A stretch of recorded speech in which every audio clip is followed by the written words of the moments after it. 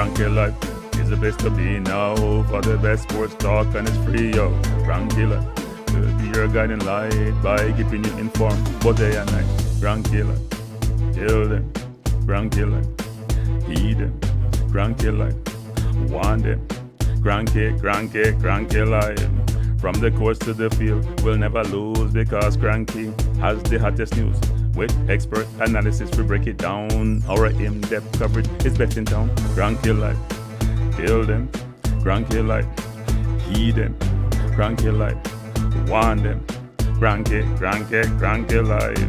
Kranky life where the sports is spicy and where we keep the discussion lively. Kranky life, get to know the name because Kranky analysis is never lame. Kranky life, give me my Kranky life. I want my Kranky life.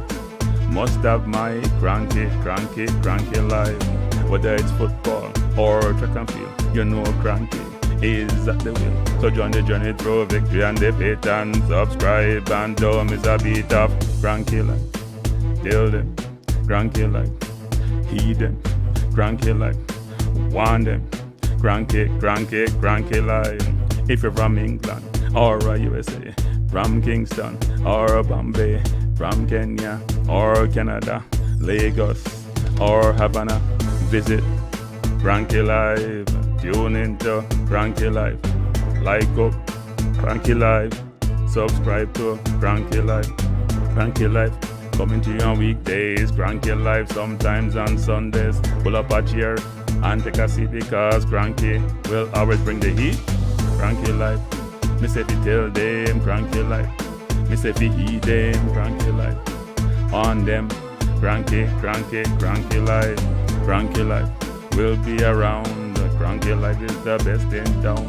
Me say fi heed them. Me say fi want them. Me say fi heed them. Want them, heed them, want them. Kranky life. Kranky life. Heed them, want them, heed them, want them. Kranky life. Kranky life. Heed them, want them, heed them, want them, heed them, want them. Kranky life. Kranky life. Kranky. Heed them, want them, heed them, want them. Heed, want, heed them.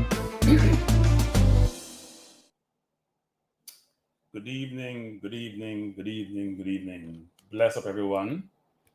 In the chat, you're at the hey people just start like show out to them. See people in the waiting room. It's a good thing that even though the likes not equal the thing. Every day I come I see him complain, see him whining at it. Bless up Farouk, bless up Ernest, Dean. I know Drew Ross has been here, Chorus. Bless up. Thanks everyone for joining. Have a good show this evening. By the way, I dropped my Twitter thing in there. I'm now on Twitter and I'm also on Instagram at Kranky_live. And on Twitter, I'm at Kranky152845. So trying to branch out and use different mediums to communicate the message. Why somebody tell me my mic is off? Hold up, people. You guys can't hear me.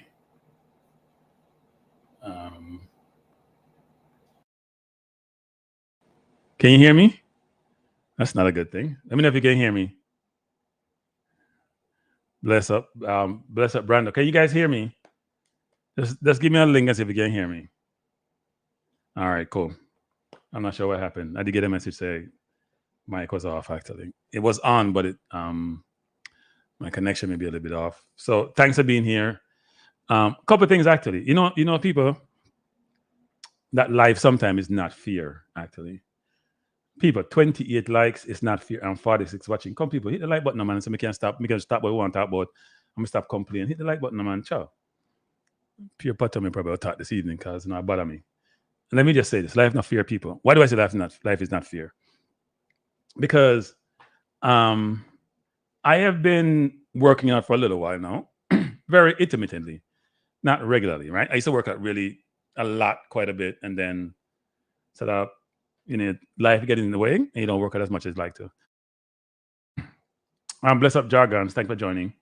And Spee Tone General. And I still go to the gym. I do maybe 3 days a week.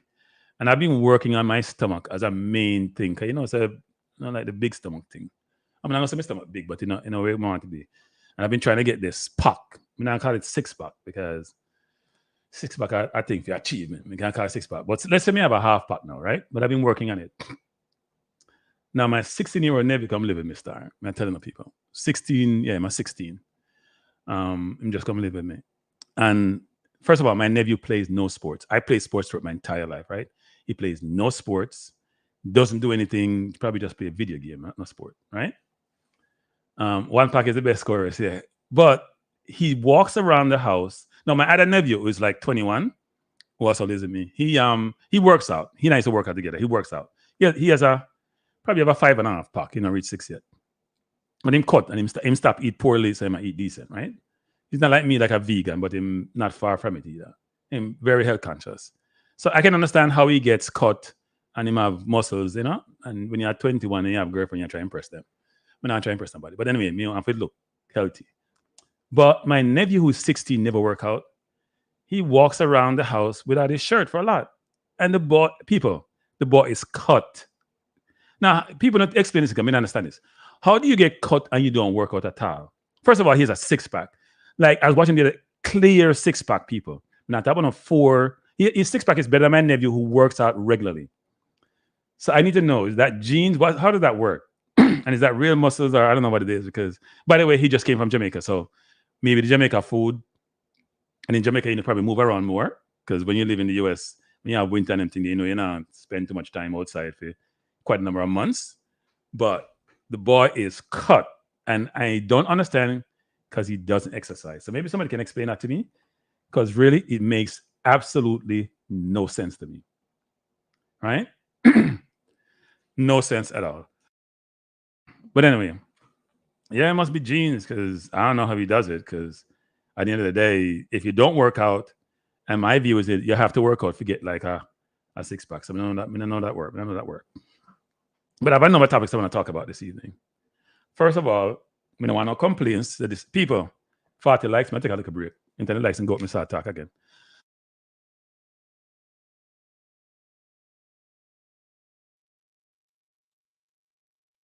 Yeah, Claudine, he's 16, but still, you don't get no. When me 16, me not have no 6-pack. When me 16, me maga, me slim, me maga, bad. But me never have no 6-pack. So I don't know that work. Me bad mind, of course, me bad mind. Because me work by, hey, people, me buy app and people. Me buy app. In fact, me have 3 app in my phone right now with 6-pack workout. Beginners. No, I'm through today now. I have some throat problems. Beginners, advanced, and I forgot what the other one is. And I'm up to the advanced now. I'm not seeing no 6-pack I come up. I'm not really eat, well, I'm not saying I eat poorly, because I still I eat bread. I give up bread one time. I'm not going to eat poorly, but I not understand people. I don't understand. Something's wrong. Life not fear. But anyway, we know it's a sports program. We have taught the recap of Jamaica, but we have other things we want to talk about first. Second thing we want to talk about. So the first thing is life not fear. Second thing we want to talk about is presidential debate. Because as we finish here 1 o'clock this morning, we go and watch the debate, people. The hour-long debate. We go and watch the debate after we leave here. And it was, how would I describe the debate? It was basically unfair. Claudia said, all she needed is fair food. So Claudia, stop smelling the food. See, Claudia, if you don't work out, you have to do calisthenic, people. You have to do aerobics to burn calories. If you burn 3,500 calories a week, that's about 1 pound. If you burn 7,000 calories, it's 2 pounds. And if you go on the gym and go 30 minutes, it depends on what machine you use. If you use like a Bowflex, for example, it's supposed to end up about 350 to 500, half hour to 40 minutes. So you do an hour, 600-700, 5 times a week, 5, 6 is almost, say 6 times a week, 3,600. That's 1 pound. You can't keep off the weight. Yeah, it look like it's natural in Jamaica. Yeah, Ishmael, I agree with that concept because I don't know how that works. People, please hit the like buttons. 44 to 95. Those numbers don't work. Those numbers are off.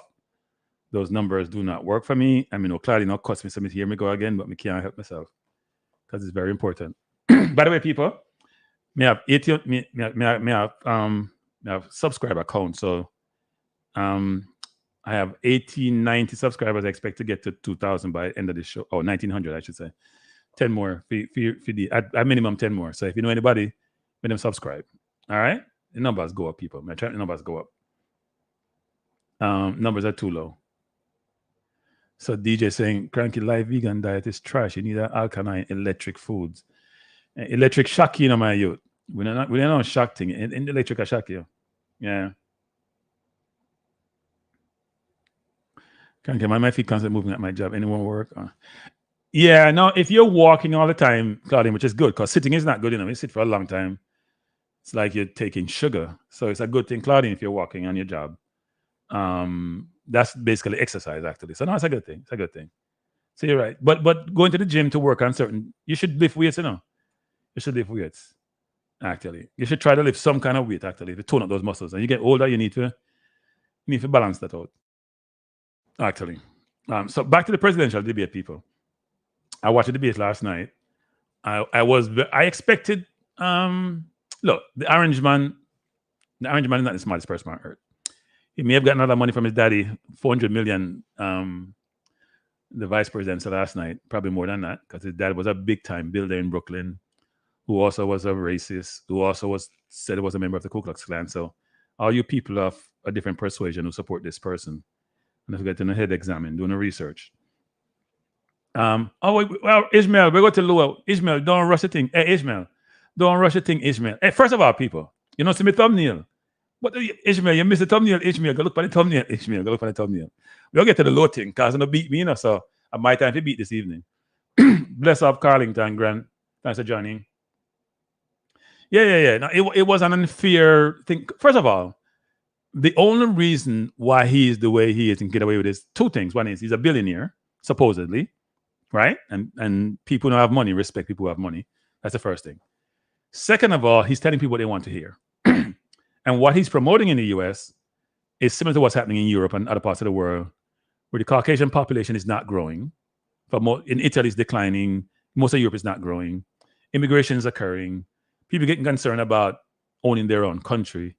And so no matter what happens, he's going to have voters. And let me just say this about this. I'm not spending a lot of time on this, guys. No, it's a sports program. It's a channel which is on hold. If you are supporting this person, you're morally bankrupt. I'm going to tell you that right now. I don't care why you're supporting him. You might as well just not support anybody. If you support him, you're morally bankrupt. And it's not a good look. If you do the research on the person, and I've lived in New York for a long time, and he's been in New York for a long time, he's just not a good person. Right? He's not a good person, morally bankrupt. I don't know anybody want to engage with him or support him. And when you have a boss, always remember this. When you have a boss, where 80% of the employees hate that boss, that person is not a good person either. One thing I make sure my employees love me when I used to work in corporate. I get along with my employees. Some employee would tell me, you're the only boss ever invite me to my wedding. I make sure I support them. I wasn't the easiest boss, I'm gonna admit, but I made sure I support them, give them the guidance that they needed, make sure you promote them when they should be promoted. Those who need help, you get them help. This person is all about himself. The orange man is all about himself. Yes, so I won't spend a ton of time on him, but he got his, kicked last night. And I heard complaints about, the moderator wasn't fair. The moderator wasn't out there talking about Asians eating pets. Anything in here and believe it. He's not the smartest person on earth, but he went to Wharton. No, your daddy paid for you to go to Wharton, and you still can't show us your grades. Stop. Is politics about morals, though, Kranky? No, but the people who are doing the voting as individuals got to have some morality in them at some place. And the person you're trying to vote for is one of the worst person ever made, then you're voting for that person, You're putting them in a position to run your country. Here's another thing people don't understand, which doesn't make any sense. In the US, the interviewers are like the friends of the debaters, which makes no sense.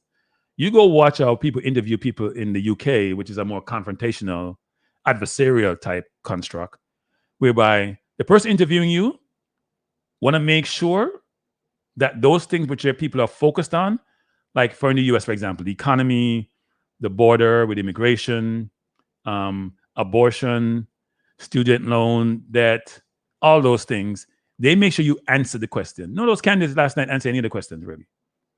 Kamala was asked, are people better off than they were before? She went on about what she planned to do. Trump was asked about abortion. He went on to talk about what he wanted to talk about. That you never get away with that in the UK. Can't. It's a whole different construct. They are much more incisive in their interview. They're much more cutting edge. And I'm disappointed that we don't have more of that here. Nah, he's flawed. He's flawed. He's just not a good person. His reference yesterday was to the leader of Hungary, the dictator, as the person who praised him. Wow, we're so happy that the dictator praised you. But anyway, let me. People, I had some notes here. You know what happened? My phone is writing everything I'm saying. I didn't ask you to write everything, phone. Wow, I'm getting scared of AI, because I didn't ask the phone to write anything. But anyway, so yeah, the orange man lost badly. And you know what's funny about all these people? And some people not like me here saying this. The two persons, normally people get categorized in this world in certain categories based on their persuasion, right? Based on who you are, based on your race is. When you think about the people that Obama ran against, I wasn't the biggest Obama fan, to be honest, but he's very eloquent. So it was McCain or Romney. The black person in that case was the more eloquent, the more educated of those individuals. If you go back to now Kamala and Trump, there's no comparison.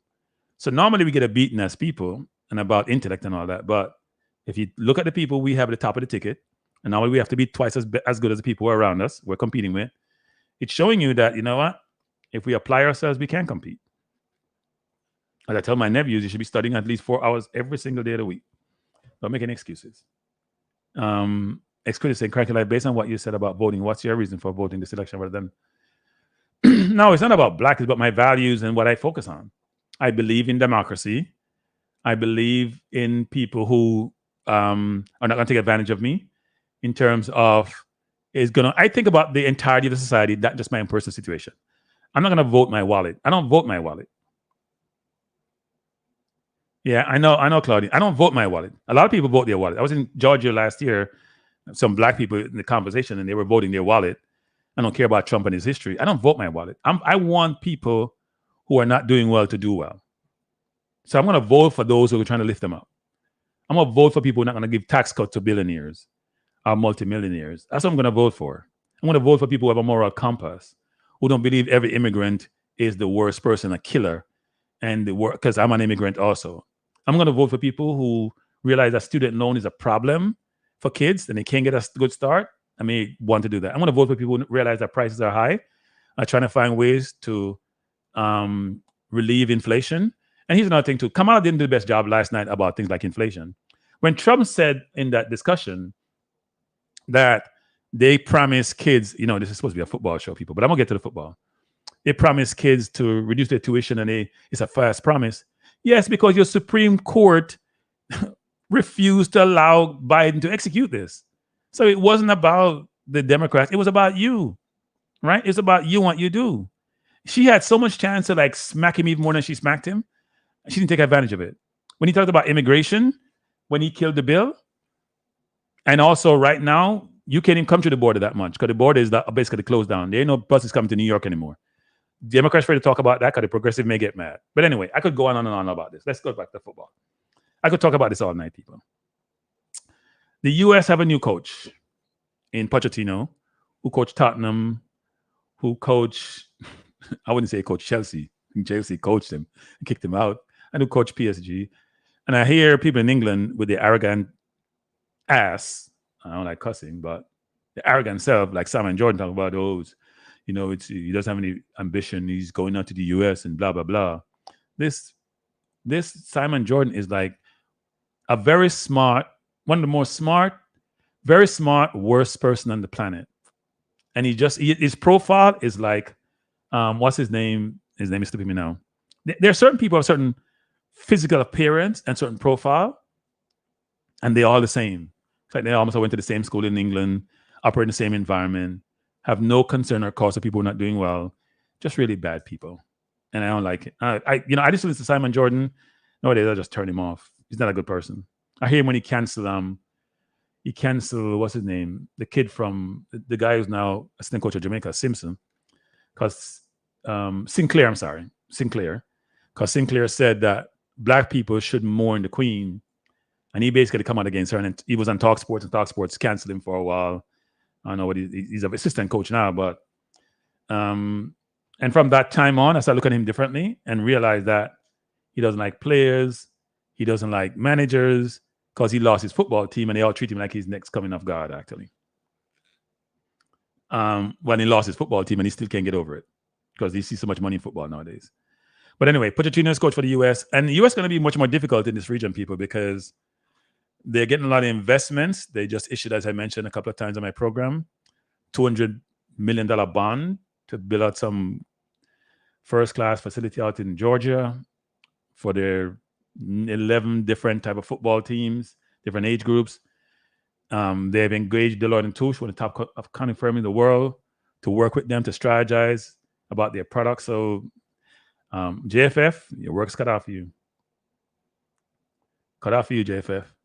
Kendall is saying, Kranky, Mr. T was president, yes, before. He's not the best, but America was that bad under him. People say that you can't trust him with the nuclear button.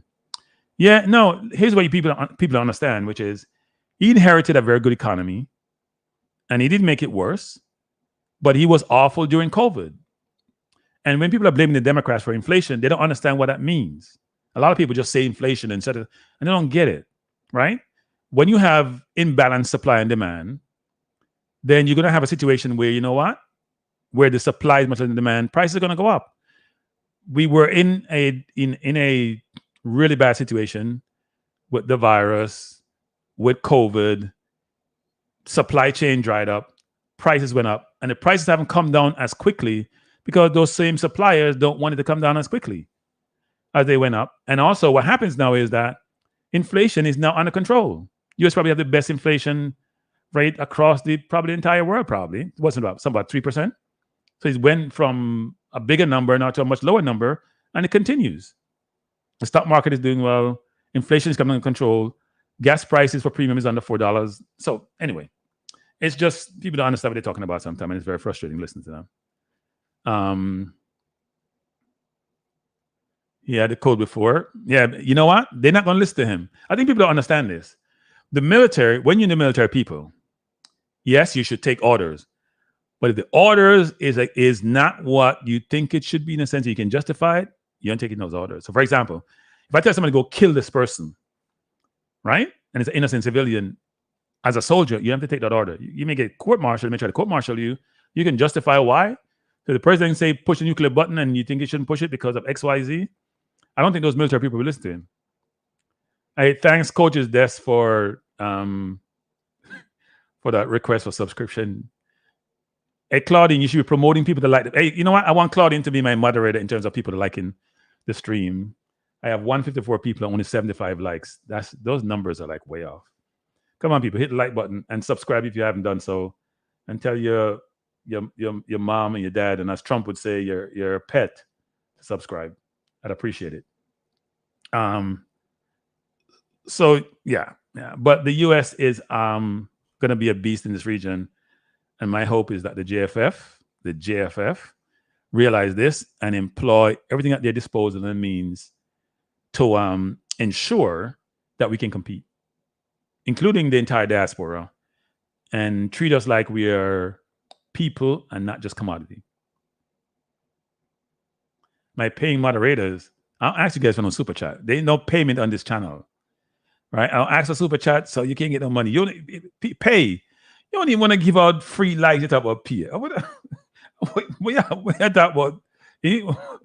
Owen, wait about Owen. Owen. You don't even want to give out free like, but you know I'm pay. I understand now. Typical Jamaican love freeness, but I want to give nothing.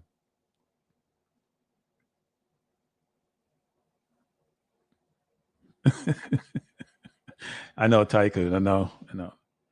If it's not a grant, if it's a loan, loan get paid back. Grant don't get paid back. I don't think people realize that. A loan you have to pay back. If it says a loan, no matter what the name before the loan, you got to pay back the loan, people. So don't sit there and say, "Boy, you get a loan and you have to pay it back," because it's a loan. I lend you, give it back to me. It's not an IOU because you don't have to pay back IOU, even though you're supposed to. So let me do this. Now there were some press conference. So I don't want you the press conference and people, don't tell me.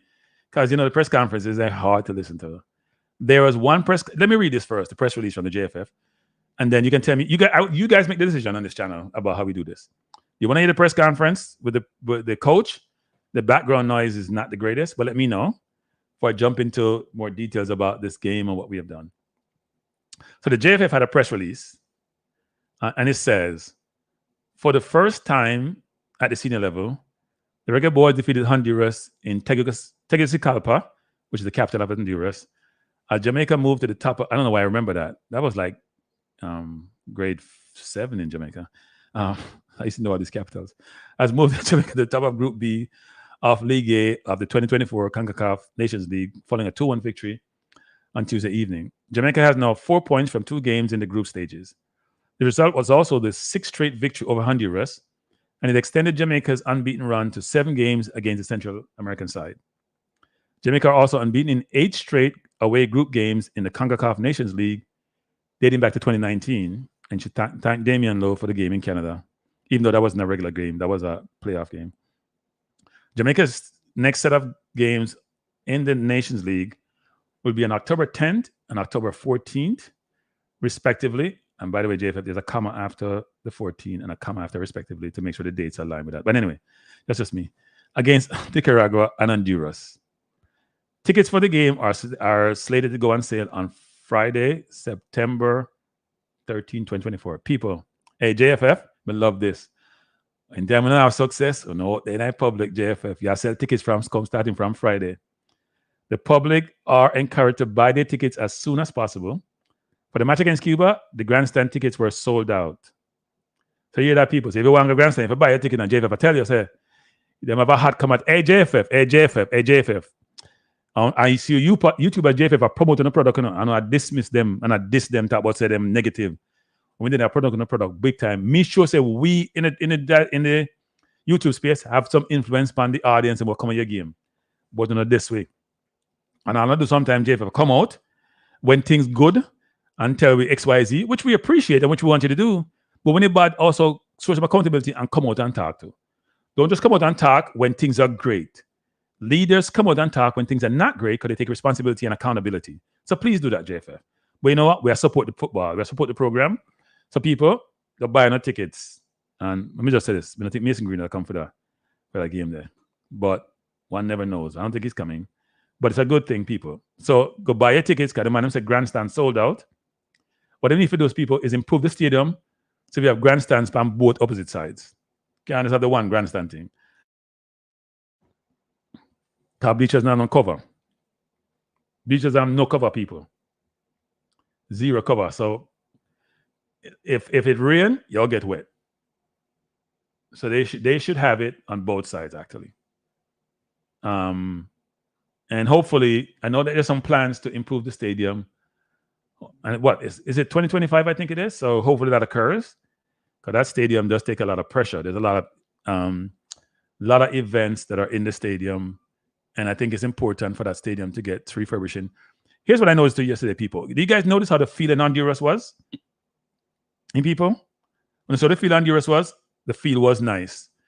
And the ball rolled nice on the field. I haven't heard any complaints from any player about the field.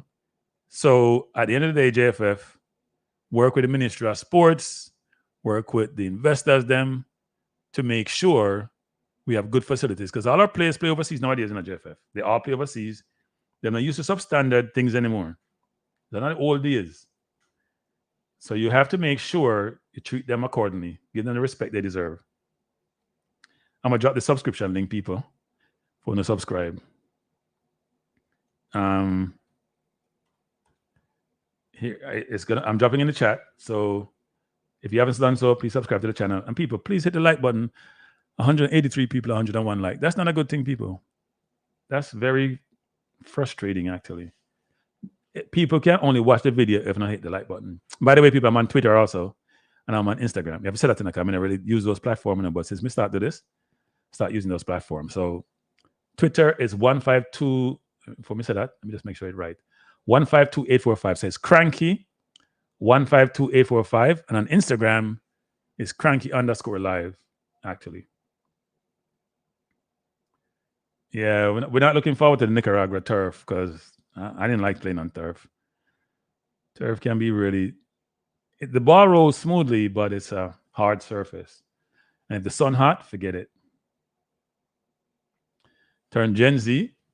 One turn like Gen W or whatever it is. One be make me 60-year-old Nevia. That body that I look for. I go to the gym and work for my body to get to the 16-year-old body where you don't have to work out and get six-pack. That's my goal. That's my objective. So I'm gonna get to the highlights for the Honduras game. So let me do this because I wanted to. So we'll transition people now to the game.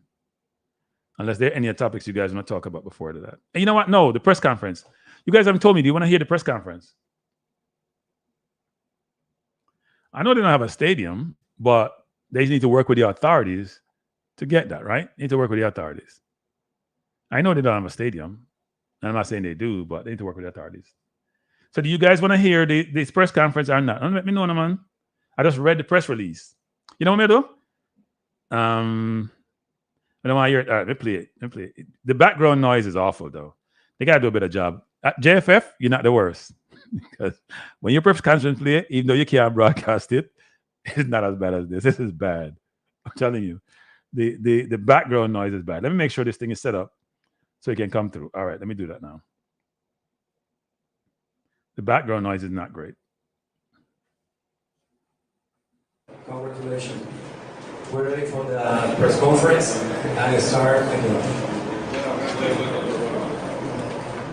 Ya todos sabemos el procedimiento para la conferencia de prensa. Por favor, levantar su mano para poder darle la palabra según como se vaya. Nos acercan aquí a este espacio para que no tengamos dificultades. Hello, Mr. Steve McLaren. Solo un momentito, Ángel. Se produce la pregunta en español para que lo escuchéis. Ok, primero en español. ¿Fue esta la versión de Honduras que esperaba en la previa el profesor Steve McLaren? Was this the version of Honduras team you expected before the match? The intensity, the quality of these players? That was a tough game. We knew it would be, not just Honduras, the team, but also away from home. Always very difficult here. The crowd, the atmosphere, they give the players the energy. And I really impressed. I watched the game a year ago, as I told you the other day, and I thought, yeah, this team can play football, and they play football. But credit to our players. I thought in every aspect they were magnificent in every aspect. The first 30 minutes, I thought we were controlling the game. We were very brave in possession. We built from the back. And I was so impressed with that. It's difficult to come away and play football like that. The last 15 minutes, I think, Honduras, they were so good. And we did well to survive, to get to 0-0. And the second half started very well. And we were always dangerous when we just won the ball. Always dangerous on transition. And we had 3 opportunities in the first half, and the first one in the second half was very good. So I credit my players for the work. They were hard to beat. Great team spirit, unbelievable team spirit. Good players coming off the bench, finishing the job. And as I said to their coach after, I thought Honduras well played, really, really tough. We came out on top. I think in 3 or 4 weeks, this is going to be another to the game. Fue un juego muy difícil, muy pesado para nosotros, pero logramos tener la armonía. Los primeros 15 minutos que tuvimos el avance nosotros, Honduras muy bien jugado, un equipo muy duro que tenía sus características. De 15 a 20 minutos que nosotros logramos generar fútbol, otros 15 a 20 minutos que Honduras generó mucho fútbol, muy difícil, considerando también el fútbol que estaba practicando Honduras. De igual manera, la afición estaba muy comprometida con el ambiente, generó mucha presión para nosotros y realmente nuestro equipo logró amalgarse dentro del campo de juego, logramos el objetivo, que era, como se lo comentaba el día de ayer, era un objetivo muy difícil. Al final lo logramos, fue muy duro para nosotros, pero logramos obtener la victoria al final. Buenas noches, Steve. Kenny Villatoro para Canal 8 Deportes. ¿Qué tan importante es conseguir esta victoria fuera de casa? In English, how important is to obtain this win away from home? I think after the Cuba result, in which we played so well, and played for a lot, couldn't score goals, I think added the pressure for us coming here. I think we had to win. We definitely didn't have to lose the game. Otherwise, that would have left us in a bad situation. So it was imperative we came here, we got a performance, we got the win. And yeah, it's still 3-4 weeks, we're still to play 2 difficult games, Guatemala away, and again, Honduras. Nicaragua, sorry. And we have to take what we've done the last 10 days. I just said to the players, I can't fault their attitudes. The team spirit, the togetherness, I think that was demonstrated in that game. We can play better football, but I've got to be pleased with the result. Estoy muy complacido por lo que logramos el día de hoy. Es juegos muy difíciles. Hace poco nos toca entre 4 o 5 semanas, volvemos otra vez a enfrentar, tendremos a Nicaragua, venimos con mucho fútbol y va a ser fútbol muy difícil, pero logramos obtener lo que queríamos y nos vamos con la cabeza en alto con el espíritu que el equipo nos trae. Good evening. Congratulations. Feliz noche y congratulaciones. I introduced this game in 2 words: effectiveness and personality. Yo traduzco este partido en 2 palabras para Jamaica: efectividad y personalidad. I Translate here, introduced this game in 2 words for you: personality and effectiveness. do you agree with what he said? Absolutely. Personality, the first one is very important. And we showed that we have Premier League players out there. This is no problem to them.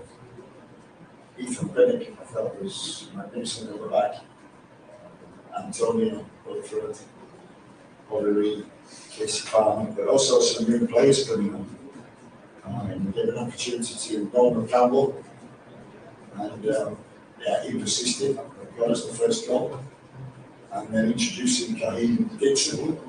So we had on the field a really nice blend of personality of the older guys looking after the younger guys, and effectiveness. At the end of the day, football is about what you do in one box and what you do in the other.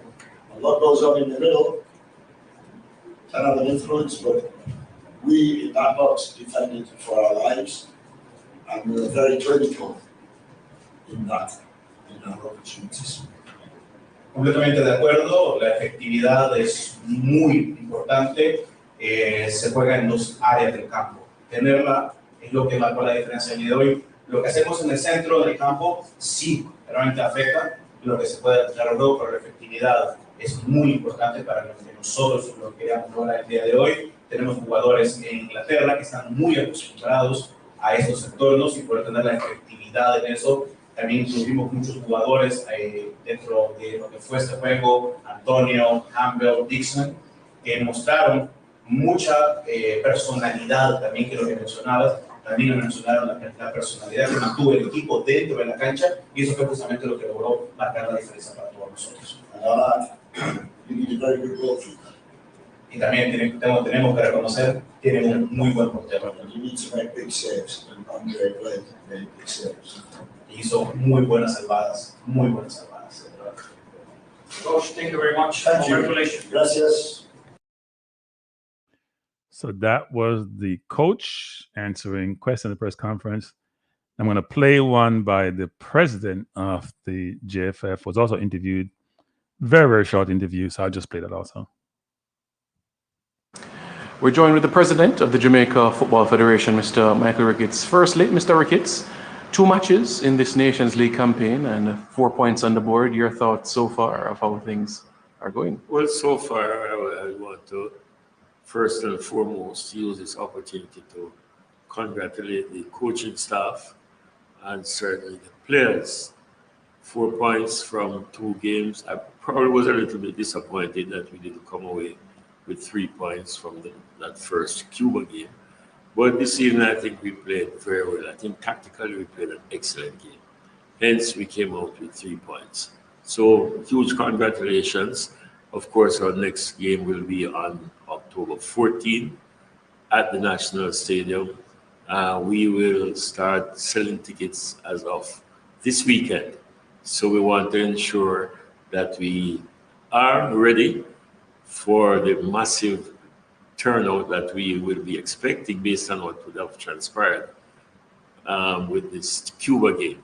But I really want to also use the opportunity to say thanks to those who came out and supported our Reggae Boyz. And I know you probably would have been a little bit disappointed, but we will make it up to you when we play Honduras on October 14. We will go to Nicaragua for a game on the 10th, then come back to Jamaica to engage Honduras on the 14th.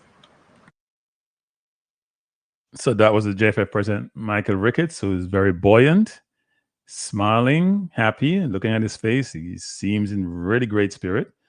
And he should be after getting 4 points from the 2 games, and probably should have been 6 points from the 2 games. There's been a lot of dialogue in different circles about the game and how we played. But first I want to do, though, there's a lot to interview. You know what? I can do the Latte interview also. Let me do the Latte interview, and then we'll just conclude with that. So we're joined with Reggae Boy, Joel Latibodere. Firstly, Lats, this camp, 4 points from 2 games. Your thoughts about this camp that we've just had? Yeah, it was a successful camp. Getting to know the new faces and the new coaching staff and everything. It's a new era for us. I definitely think the high point was playing in front of such a big crowd back in Kingston. They really showed up for us, and we appreciate that massively, because at the end of the day, all we want to do is bring glory to the island and to you people back home. So that was really nice. And then obviously to come here to Honduras and win in Honduras and go top of the group. So I'd say it was definitely a successful camp. I know there's a lot of improvements to be done, but just settling in with the new coaching staff, and it's a new era for us, and I'm looking forward to it. Yeah, the last year and a half, Lats, you've been part of many firsts for Jamaica. You know, you talk about that night in Canada, you know, beating Canada in Canada, picking up your first medal. And of course, a win tonight, first time in Tegucigalpa. You know, how much are you enjoying being in national colours? Yeah, I'm loving it. I always look for the fixtures at the start of the season, and I always can't wait to come and represent. It means a lot to me and my family back home. So wearing the colours, wearing all this new clean drip, it's really nice. And for you, Lats, as well, being in the Midlands in Cov, this is your second season at Coventry. How was pre-season, and how are you settling into that new environment as well? Yeah, pre-season was good. Felt good going into the season. We've had a bit of a slow start in the league, but I know we'll get going. And I'm settling into the Midlands nicely. It's easy to get everywhere, you know. We've got access to airports and everything. So, just trying to stay fit, play as many games as possible, and look forward to the season ahead.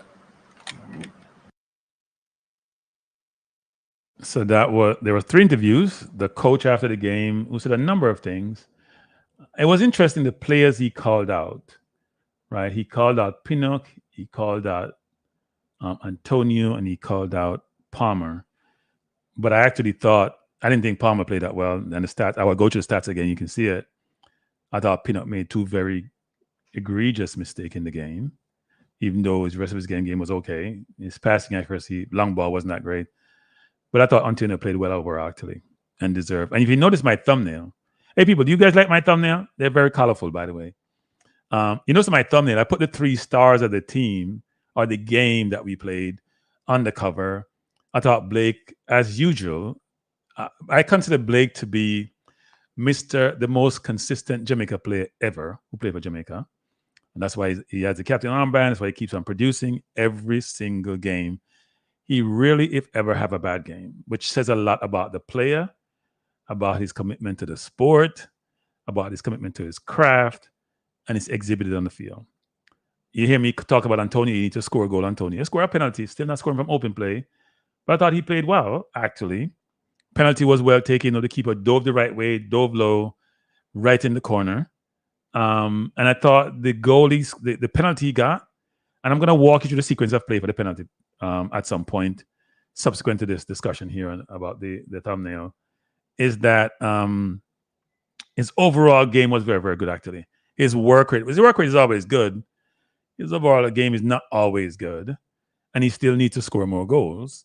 But I think he's a very important part of this whole team, and he gives 100% when he's out there, and he takes a lot of punishment, actually. Now, he plays that way, but he takes a lot of punishment, get kicked a lot. And when you're playing your back to goal, your back to the defense, and they put their knee in your back and their elbows in your back, it can wear you down, actually. So I thought he did well. Then I saved the best for last. So, hey, people, I tell you this. You notice how I have low, right? He's in a chair because it's reflective of him being head of state. So when you're the head of state, you sit down on your throne, even though it's not a real throne, and you're saluting your people. Say my salute. So all of you who are beating low mercilessly and saying I call myself a hypocrite because I am in some respect when it comes to low. And say, Kranky this. People caught in the middle of my little soliloquy, people and interrupt me. Good evening. Hey, good evening. How are you? I'm doing well. How are you doing? I'm doing quite fine, man. So the calls today, I'm gonna tell you guys, the calls are only 5 minutes. People give me a hard time texting me about calls. They're 5 minutes. Go ahead. Your 5 minutes starts now. No problem with that. So I'll get off the phone 7:23. No problem. I'm glad you timed yourself. Okay, go ahead. Okay, yeah. So a pleasant win. The thing with Jamaica is Kranky. This is the thing that we need to work on this moving forward. Playing a smaller team, I'm much more worried when we play the smaller team than when we play a more higher ranked team. So Kaka, I'm gonna stop you. The people in the chat are asking, do you speak Patois? I can diverse. Yeah, them say if you diverse. All right. Don't bite your tongue, no. My yard don't. No, I'm not bite my tongue. No, I speak. I know to speak both good. Born and raised in Jamaica, but as I say, still Kranky. All right, good. We play a team much more worried than when we play a team that's higher standard. We show quality when we play against better team. Right. But I like what I saw yesterday. I see we had tried to do something. I hear a lot of people calling and I thought, say, we are watch Arsenal football. We're trying. You're not going to see the perfect football. Since you have compared this performance to Arsenal performance. I don't know what some people watching, because they might say, Arsenal ball game we're playing. We're trying something. I see what the coach is trying to implement. Right. But it's going to take time and wait. What you think about Latibodi? You feel like Latibodi should be our first CDM, No. Sure. One word, He's no. Not, yeah. No, okay, because he's first. No, I like Lati. Lati's a good player, but he's not our CDM. I will get into that, people, but go ahead, Kaka. Yeah, so I'm saying he's just slow. He can't. I mean, CDM is not about how fast he can run, but him just not aware and that IQ behind him to pick up what's going on. You see me Kranky, and I think if a key right come on yesterday, he has the legs, he has the driven, technical ability to go forward and to run back. And Janderson, and I'm so blinded I haven't seen play because you bring him and you don't play him. I don't Right. understand you haven't been in two of the game to see what he can do. So we can say, all right, Janderson, you're ready for the team. Go back and develop. But you haven't given him playing, bro. You get me? And Bobby Reed now, in a sense, we all know he's a hard worker, but he's not also a midfielder. Would you agree on that with me? He's not. Yeah, He's not. he can Not the function answer for any the place, anywhere, except maybe in the goal. But I don't think midfield is his best position. I would not agree with that. You saw the turnover that he made yesterday near the Castles? He's not. He Am might I well like make him? turnover. A lot of people make turnover No, but he yesterday. make a danger. No, But no, no, no, he no, no, make a no, no. I can go to 4 or 5 turnovers, which almost cost us. yes. Luckily, Why luckily, you? Honduras didn't have their shooting boot on, and luckily we have the best shot stopper in the world in the goal. I'm gonna get grief about that, people, but I still believe he's the best shot stopper in the world. But go ahead. I didn't say the best Yes. goalkeeper, the best shot stopper. Go ahead. Yes. I see the Mario make one. Lati make one. Yep. No, Lati Bobby made Reed 2, make by the one. way. But go ahead. Lati made Make 2. two. Okay, yeah. But that's showing you that we lack the midfield quality players. We lack that midfield, and if we get the right midfielder, Kranky, Right. we can see we getting better because once Latibody get the ball, him not turn, him not look before him get the ball. Him just like when he get the ball, just pass it back to the defender. That's not how as the CDM play. You get the ball, you face yourself towards the opponent. Third, Bobby would get the ball, so I make a good switch, but he's not a natural midfielder. Casey get the ball. I saw Casey turning and running with the ball. He's a midfielder, but the Bobby and you go play Bobby as a winger. You go find somewhere because he's very essential to the team. He's not that technical player that's gonna get the ball and do a lot of good, quick movement and run around players. He's not that player. He's the player that can run for the team. You need a player like that in the team. Right. One Yeah. more question before I go. How you feel about Maggie, to get integrated back to the team? I feel like that would be a good start for Coach Steve McLaren. You feel like Maggie would be a good, addition to the midfield? I'm just asking. I feel like Look, Maggie's a good player, but I think here's what's happening to us. When a player is not around, they're better than they really are. That's what I'm realizing. When we don't have a player, because we see them play and we see they have certain skill sets, but when they're not in the team playing, we think, and they're supposedly missed, we think they're much better than they really are. Is Maggie better than any of the midfielders that we have now? No. He's a different type of player. He's a more creative player. He's probably a better passer than all of them. But football is played 2 ways. You can't just play offense. You got to play defense. He doesn't play any defense. Even when he tries, he's not a good defender. And everybody in that team yesterday, even though they didn't play that well offensively, after the 30th minute, played defense. They put a shift in. Gray sometimes doesn't put as much shift in as he needs to, and I think Gray's going to lose his place at some point if he doesn't do better. But you got to put a shift in, and he doesn't put a shift in. Yeah, he has given us a lot of 4s and 3s and 5. That's showing you, Kranky, that the team itself need more players to compete.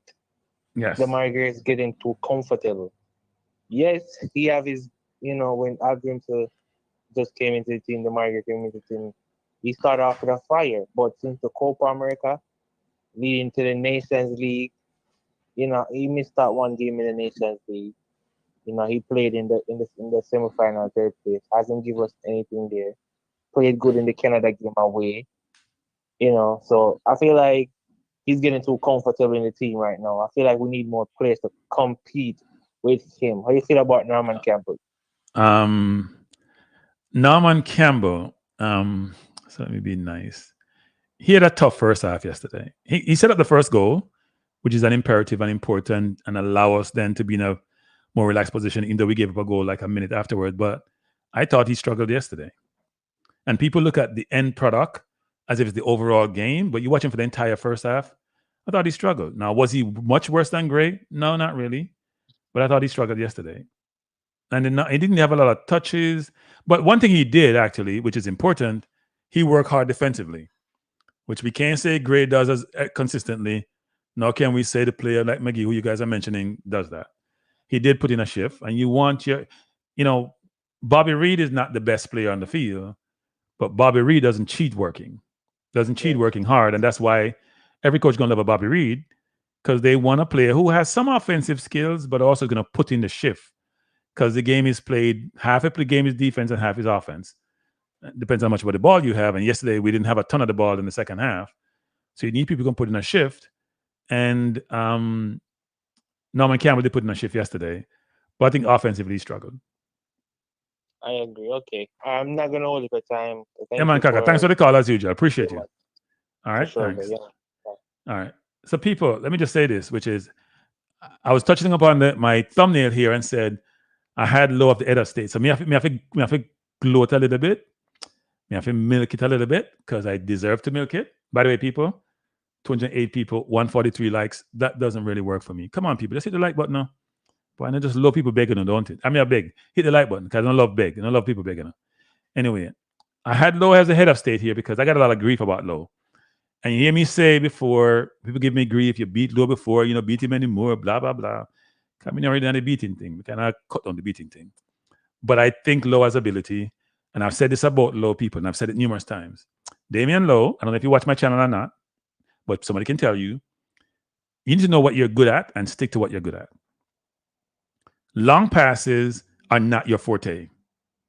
You were 5 of 11 in the first game against Cuba when we dominated possession, have 73% possession. Your passing stats yesterday was what, about 96, 95%? Because you made 3 long passes, and I think you completed 2 of 3. You may play a 2 a game or 1 a game. Your passing stats for Cuba, if you didn't make all those long passes, would have been in the 90-something percentile. That's what you need to do. If you notice certain teams, so look at Liverpool, for example. You see Kanate playing no long pass. You saw Matic playing in long pass. That's what Van Dijk does because he's good at it. Cross the field to Salah or down the wing to Diaz. The people who are in the defense playing long pass need to know how to do it. Pinnock does it well. He was poor yesterday doing it. I think he was 1 of 6. But he does it well. That's not what you do, Damien. I'm telling you, Damien. If you show a little bit more composure and if you stop trying to make final pass from the defense, here's what Lowe does well, people, which you guys don't seem to realize and give him credit for. Go back and watch the game. He will pass the ball. When he passed the ball from deep on the ground to find his deep midfielder or center forward, it gets to his destination. His 96% passing accuracy yesterday, which is what I think he missed 1 pass, if I'm not mistaken. A number of the ball he passed was deep from the defense to find like Antonio up front or find Palmer deep into the opponent's half or find Bobby Reed. It wasn't just a 5-yard pass to Pinnock. Because I think Lowe does have some midfield capabilities, but don't take that. Sam saying you should play midfield. Heck no. But he can pass on the ground from deep. His ball over the top is not going to his destination. First of all, his accuracy is not there. He doesn't lean back sometimes as he should to get the ball over the top, to get the ball with the height, and it's not working for him. Don't make no long pass. Cut out the long pass. Play it wide to your right back. Play it to Pinnock, or like you're doing now. Don't give that to inside close to the goal either. So we're not talking about that. Pass it down the line to on the ground to your deep midfielder or to your center forward because it gets there, right? And that's why I have him on the cheer because he was head of state yesterday. He was our best player on the field in the first half. He won 4-4 duels. I got to remember the stats, but his stats were off the chart yesterday. Dominant performance by Lowe. So those who are beating me, you should eat some crow today. A lot of crow today about Damian Lowe because he played brilliantly. So I'm going to give him his flowers because he deserves his flowers. And even though the coach talked about the players who played well and didn't mention him, I think the coach forgot. And I think he probably got injured. That's why he came off. He was our best player in the first half yesterday. Second half, I think the best player was Blake, even though Antonio should be given credit for how hard he worked, how well he played, and getting the penalty. But I think Blake and Lowe was probably the 2 best players with Antonio in that mix.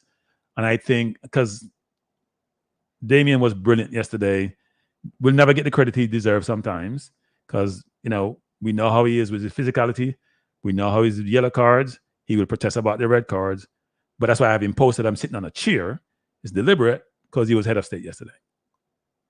So that was a good thing. Now, I have a couple of things here that I've pulled up. I don't know where they are. They just disappeared on me. I have no idea what just happened, people. I had some things I pulled up and I can't find them, so I got to try to pull them up. But I wanted to show, and I have no idea why. I had a list of stuff I wanted to show, and they all just disappeared. I must have done something. Not sure what I did. But I wanted to show some sequence of events, which I'm going to try to get to now. Starting with the, I'm going to start with the first goal. No, not the first goal. I didn't catch it, the camera goal, but the second goal. So this one would be, I'm so disappointed in this, people. I pull up all this stuff. I had it all lined up. It was sequenced. And all of a sudden, the whole thing disappeared. And I can't find it. But it's here someplace. I didn't want to go back and recreate it, but I may have to do that. All right, I'm going to have to do that. I spent time doing this, so I'm going to have to do that. But anyway, I thought Lowe played well. I would pull up also the stats for the players. And even though we did walk through them last night, we'll spend some time going through some of them because I think it's important to go through some of them and to give credit where credit is due. So the first thing I want to show is the sequencing for the first goal, right? So let me pull this up. I have no idea why my whole thing disappeared. But sequencing for the first goal, people. So this right here is this is Reed right here. Go back and watch that play. Look where Bobby Reed. You see Bobby Reed right here? This is Reed outside of Bobby Reed, right? The ball was passed by Antonio, who was here, down the line, I think, to Greg Lee, who then played the ball. I'm not sure if it's Bobby Reed or Greg Lee played it back to Kaheem. Kaheem made a very subtle pass. Look where Bobby Reed is, right? A subtle pass. He read the play and he played the ball to Bobby Reed. And if you look, this is Bobby Reed right here. It's a brilliant build-up. So the ball going to Kaheem. He played a very subtle pass. And go look at the pass again. Very subtle pass to Bobby Reed, who's coming from deep. This is Antonio now on the move, right? So you have Antonio on the move for that, which really was a really great sequence. And I wanted to bring up the whole sequence. And I copied the whole thing, and it didn't bring up the whole thing. So let me do this. So that was a really good sequence, people, in terms of, I had the whole sequence lined up. And then now this is the pass by Bobby Reed to Antonio. Because you see him coming from deep here, all the way down here between two men. The pass is passed around. So there's a really good build-up from, I think it was the defender to Dixon. Bobby Reed coming from deep here, and a really good pass to Antonio. Because I captured the whole sequence of play and just thought we did a brilliant job of how we build up to the second goal. Now you see on this screen here, this with Antonio, I showed you the previous screen. He went around the defense. He's now here. Keeper came out here. He beat the keeper, took him down. Penalty. Brilliant sequence of play. And we need to see more of that. We need to see more of that from the team. So you see here, it was Dixon to Bobby Reed, Antonio running the channels between two defenders. Reed passed it around to him. He picked the ball here, end up here, penalty. And if he got the ball around, he could have squared it to Gray, who's right here, running in the box. I need a point. You can't see it. It can't see me. My mouse. Then I have to get a point of them. But sorry, you guys can't see the mouse. Can you guys see the mouse? My mouse is not working. And you know what? I'm looking at my thing. My mouse is, you know what? Let me just do it this way. Yeah, I apologize, people. I thought my mouse was working because I'm looking at it. It's not working. But if you see, yeah, it's not showing well. You know what? I probably need to go back to the whole thing.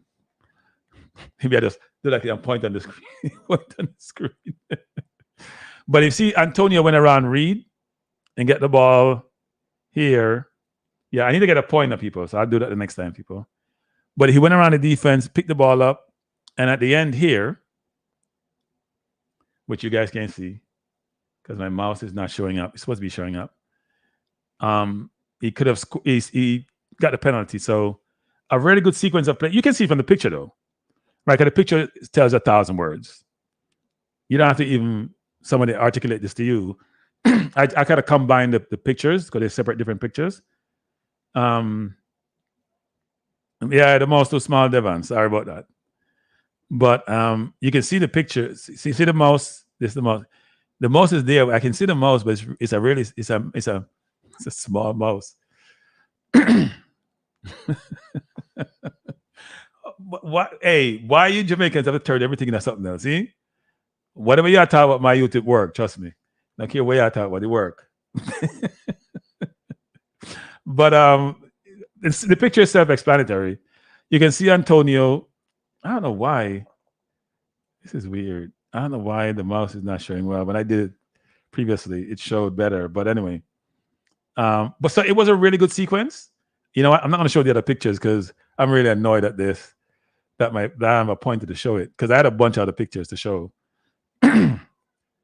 I shouldn't say a bunch. I had some pictures to show. Yeah. And I'm getting rid of them now. They're just starting to show up. So this is another one I'm going to show actually, which I think is important. So this is the save by Blake. So this person here, the person on the ground, I mean, there's a free kick that came over. The person on the ground turned, the ball just bounced off. He had the goal open, you know. He could, if he hit the right corner, it's a goal.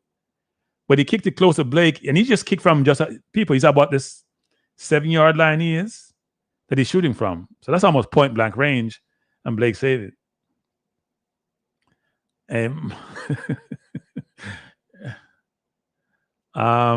Family vibes is too late. And I spend time putting these pictures together, people. I'll put the time on the clock, I'll set the one time of 95 minutes and 13 seconds. It was 5 minutes extra time, if you see here. And they took the shot when it's the last kick of the game, basically. I know the ball bounced out and was kicked over the bar. But it was a really great save by Blake. And you can see here is where he took the shot and Blake doing the save here. That showed, you can see that, right? Maybe not. I'm seeing it on my screen, but you guys are not seeing it well. So I thought I don't know why it wasn't showing before, but the ball I played over from here, Bobby Reed was standing in front of 16 who's crossed it over. This player here turned. He had a wide open goal here. And instead of going across Blake, he went close to him. And see right here, Blake saved it. Right? So really good play by Blake. Let me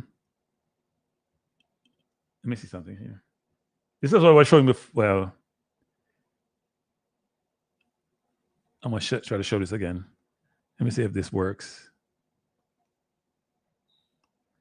I had like 2 sets of pictures of people. So this one here was talking about, which is, I don't know why it's showing now. It wasn't showing before.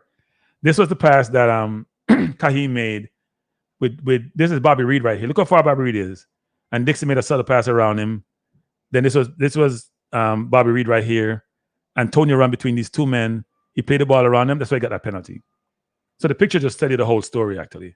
You didn't have to see it. The picture told the whole story. So I thought it was a really good build-up. And we need to see more of that from the team, actually. Now, I did have pictures of the Jamalo goal. No, let me rephrase that.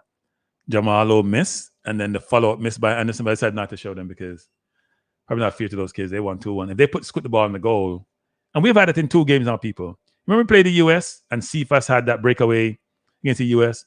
If he goes up 2-0, the game is over. We had the game to put away yesterday. Now, having said that, people, we got to be fair in our assessment and be objective. I thought Honduras missed some golden chances. They didn't create them, but they missed them. They pressed us yesterday. So here's my view on this, because I got a lot of grief from people when you guys were saying, a lot of you guys were saying Cuba was our best game. And I said styles makes fights, right? You can't tell me it's your best game when you play an inferior opponent because you had 73% possession when you didn't really have to do much. They were impressing you. They were pressuring you. You had all D on the ball. You look great. Look how great Palmer looked in that game. And look how he played yesterday. I heard the coach say how well Palmer played. No, he didn't play that well yesterday. But the competition and the level of the competition forces you to play, get you out of your comfort zone. When we play Cuba, we're in a comfort zone the entire game. We're just the much, much better team. Yesterday, Honduras gave us a hell of a fight, and they had some sitters. And I say this to Blake. Blake, if you watch this program, do not give Latte the ball in the middle of your goal. You know better than that, Blake. You're the captain. You should know your player's strengths and weaknesses. Latte, don't answer the ball in the middle of the goal. Don't come on the energy 18 asking for the ball because you don't know if you do with it. That's not your forte. You're a good player. You work really hard. You do the basics well. You don't have the maneuverability. You don't have the awareness. You don't have the technical skill set to be in the top of your box, a receiving ball when two players are around you. That's not you. And if you pass on his left foot, Blake, you don't have no left foot. So what are you supposed to do with it?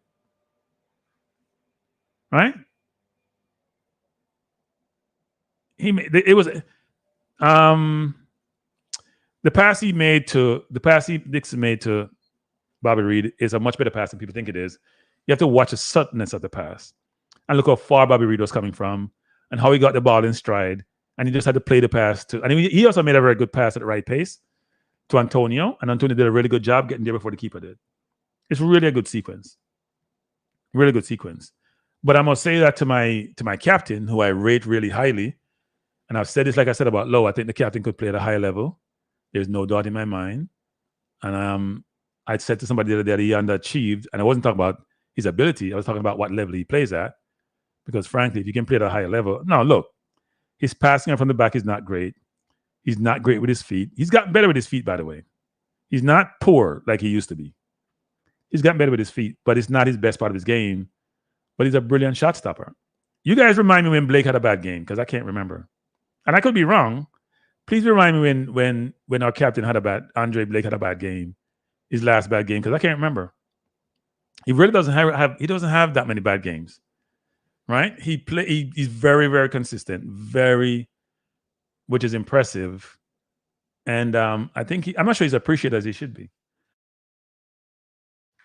If you haven't done so, people, please hit the like button. 170 people in the likes, not enough. We need more. We need more people. See me, I drink water. That's my break to say hit the like button. But I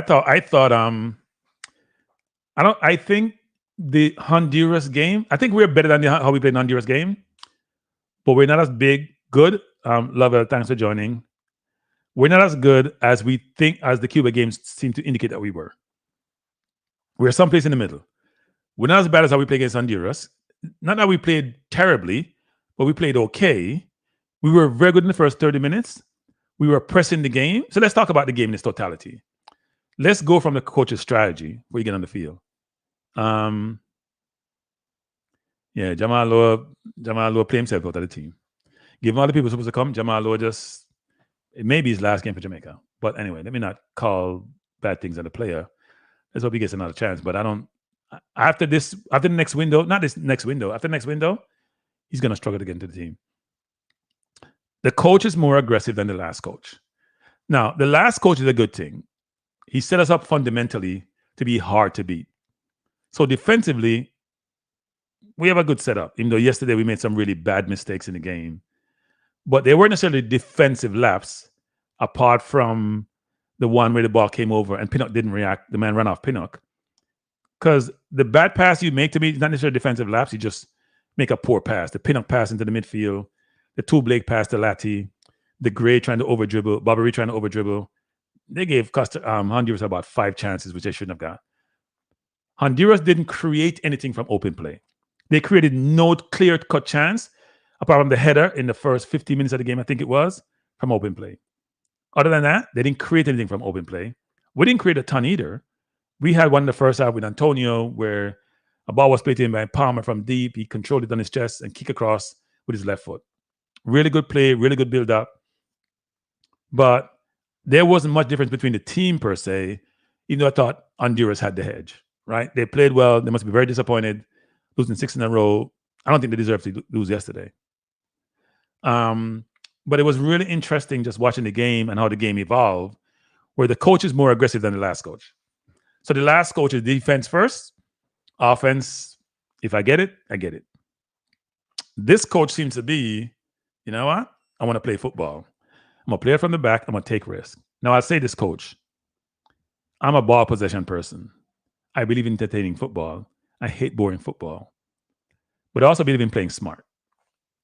I don't believe in taking unnecessary risk. I believe in playing smart. I'm not sure we played totally smart yesterday. After you pass the ball to Lati once or twice in the middle of the park, it ain't working, don't do it anymore. If you have to go long and start over, go long and start over. I don't like kick and H football, but if you're playing the ball wide to your right or left back, or you play the ball between the two center half, Blake, don't force the ball to Lati. He can't manage it. He's not Ravel Morrison, who is so aware he can turn on a dime or he can shield or do whatever he needs to do. That's not what he does. Even pros like Partey or Rodri and all of them will make a mistake here and there in the 18, the top of the box, turn the ball over and give other opponents goal. You're asking for a right back by trade who doesn't have a left foot to do that. That's not working. That's not working. So I wouldn't do that. But I think the coach is very aggressive. The changes he made yesterday were all offensive changes, apart from Lowe coming off, who looked like he was injured. Dixon was an offensive change. Nicholson was an offensive change, right? Anderson probably a little bit less so, but he came later. So I think it's very offensive. I think the game in Jamaica is the same thing. He's very offensive-minded. And as he said in his initial press conference, he wants to play football.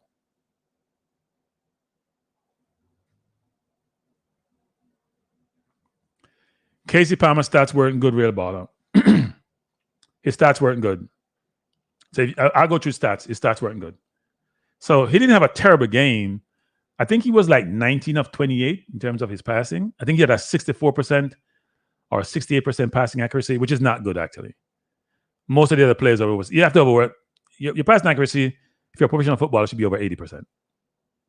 If you're a center forward, it may be a little bit less because you're under much more pressure. As you go further down the line, you're going to touch the ball more if you're in your defense and midfield.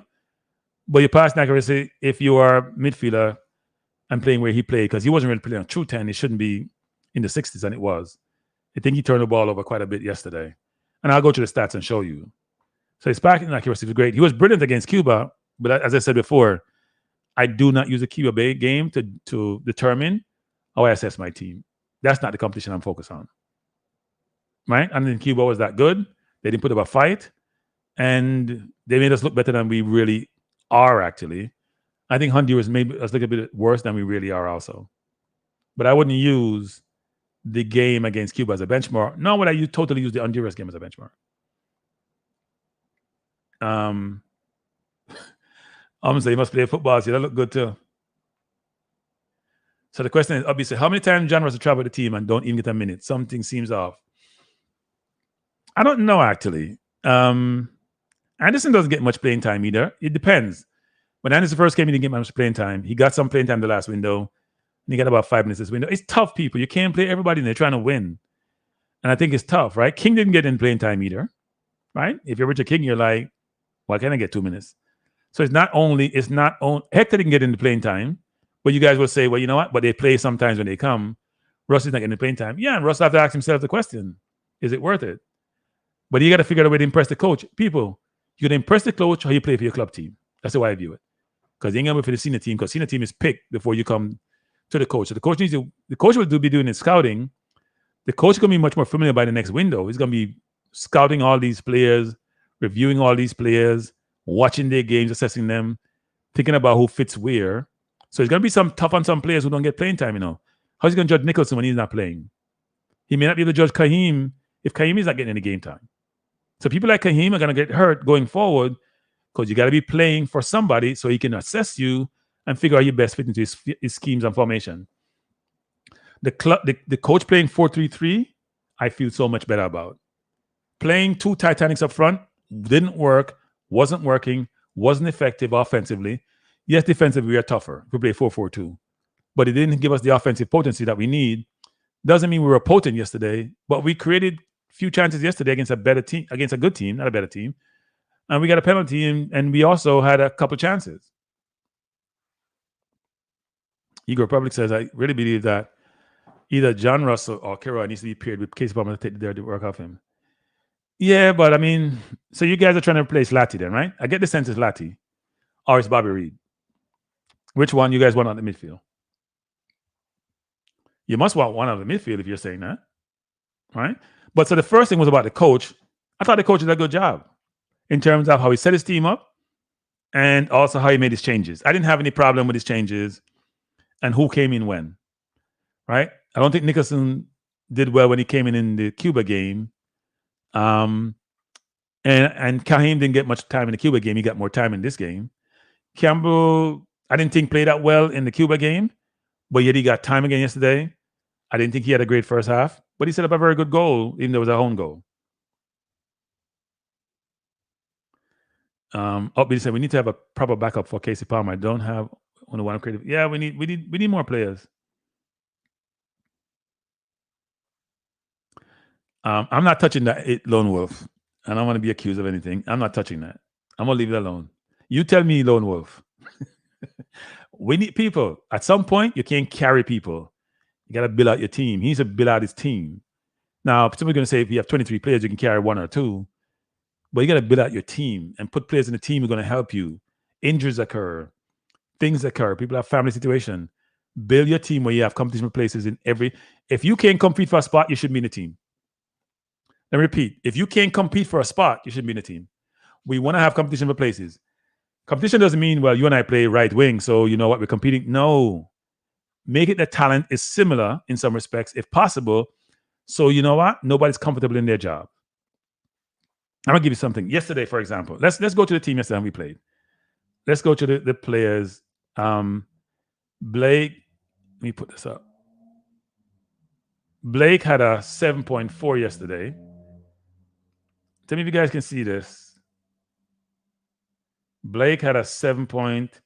So Blake played all 90 minutes, obviously, or 95, about 96 minutes. 65 touches, 87% passing accuracy, and that's not bad because I know if they were a long ball, and you'll see that. So it's 5. So the 6 passes he missed were the long balls, right? All the short passes got to destination, even though I said it once the Lati put Lati in trouble because Lati can't manage them. Which were 2 chances for Honduras, which they should have scored and they didn't. You know, Blake made good saves. So it's 5-11 from long balls. Not the greatest stat, but you can understand why that's the case. And to say he had 1 ground duel, I don't even call it a ground duel, got to the ball before the player. So that was Andre Blake's, and Andre Blake had a 7.4 rating. I wonder if Andre ever gets below a 7 rating. He shouldn't, because I haven't seen him play to get below a 7. Now, this is Greg Lee. Before I go to Greg Lee, let's just look at some of the general stats. So the best players for Jamaica, they said, was Michael Antonio had an 8, Andre Blake had a 7.4, Pinnock had a 7.3. I don't see any Low here. I know he only played 1 half. That's nonsense. Low was no 7.3. So for score, sometimes you don't know what you're doing. Seriously. I don't know what game you're watching. Here the possession stats. So see the possession stats, people, which is interesting. 60 to Costa Rica, 40 to us. You know this was stats where you had 57 at the 38-minute mark yesterday. I think we had 57-43, I think it was, or somewhere like that. And look at this, what the stats change around. They had much more better stats in the second half than we did, right? Which means that the game sort of trended towards them versus us. Even though they had a better stats, they weren't creating a lot of really good chances, apart from when we turned the ball over.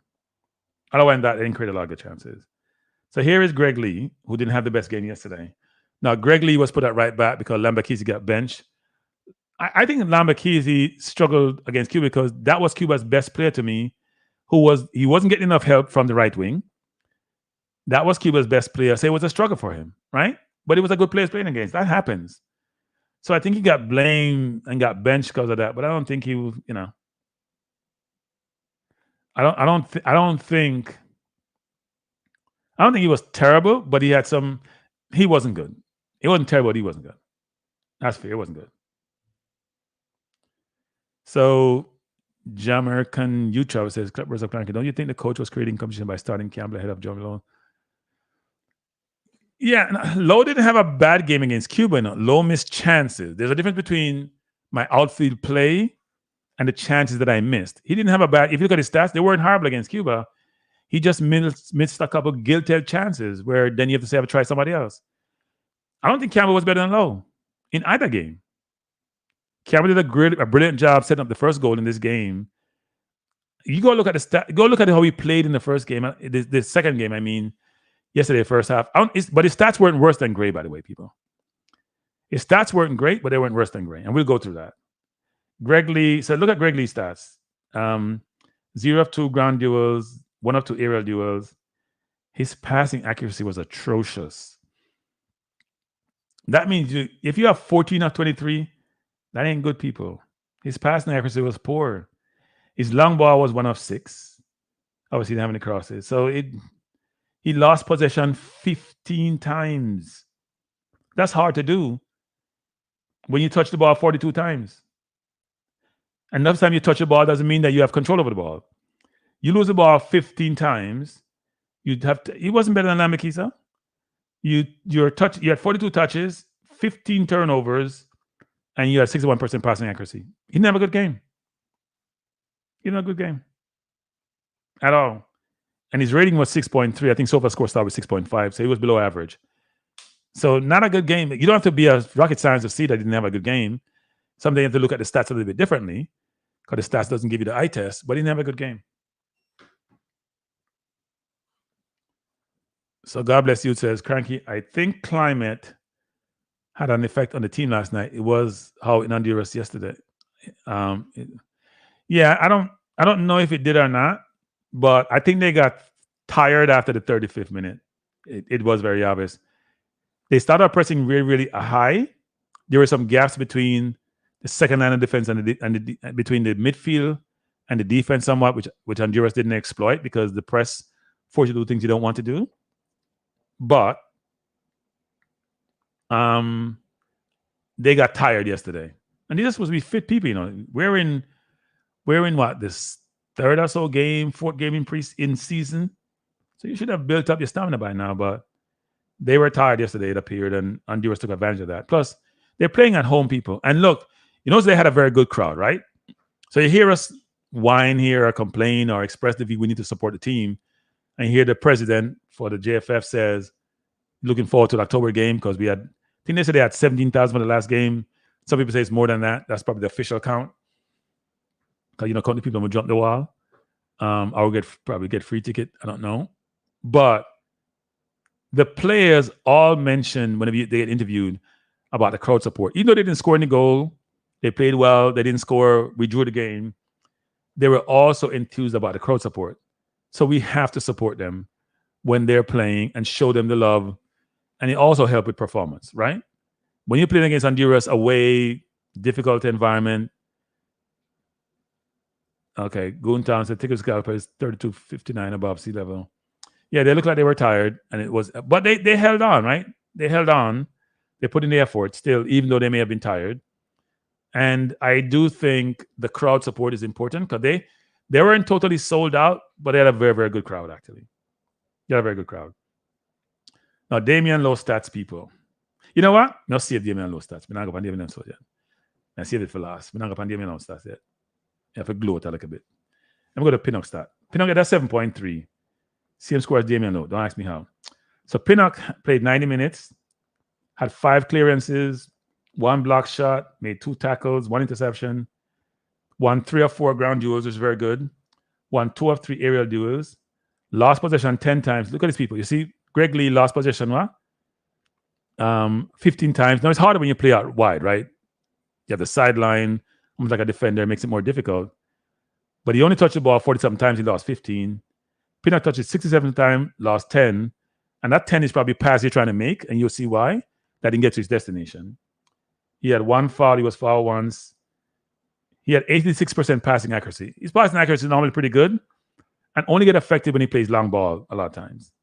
Or the 1 pass he made inside his head, which was really bad. It almost cost a goal. He was 1 of 6 from long ball. Previous game, I think he was 11 of 13 from long ball, which is interesting. So, and part of that, people, is this, because he's getting more pressure. This is not Cuba where you get all day to pass your long ball.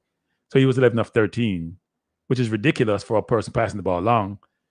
The pressure on the ball forces you to make decisions you don't want to make. No, all the passing accuracy is important, Kendall. If you make a bad pass like Pinnock made in your own area, it can come back and haunt you. So I agree, key passes are imperative and should be something that's focused on, like the Bobby Reed key pass to Antonio. but you got to keep the ball. Okay, if you have the ball, the other team can't score. What areas would you address in the team if you were the coach? I would, man, there are a lot of things to be addressed. I would probably get another 6, 7 players, maybe 8. And you made that Kranky. What the hell are you talking about? So here's the thing. My goalkeeping is fine. I'm fine with my 4 goalkeepers. It's not 3, it's 4. Conor Boyce Clark went away. We brought in the other goalkeeper from the JPL. So our goalkeepers are fine. Right back, we need a right back. Lambakis is a good player, but he's young. Greg Lee's not a right back, which showed yesterday. We need a right back. Left back, I'm fine. I'm fine with the 2 left backs we had. Greg Lee plays better at left back than he does at right back. But we need a right back, or maybe even 2. Center half, more difficult one. I think we need 1, but we don't need more than 1. I think Lowe and Pinnock and Bernard, to a lesser extent Hector, and even King are sufficient. But I think we need a more dominant one back there if we can find one. If not, I can live with it. It's not a need, it's a want. So there's a difference between a need, which is a must-have, and a want, which is nice to have. Right? In the midfield, this is going to sound bad. Let me drink some water before I'm talking about the midfield, people. Please hit the like button. Please hit the like button. Let me take some water before I talk about the midfield.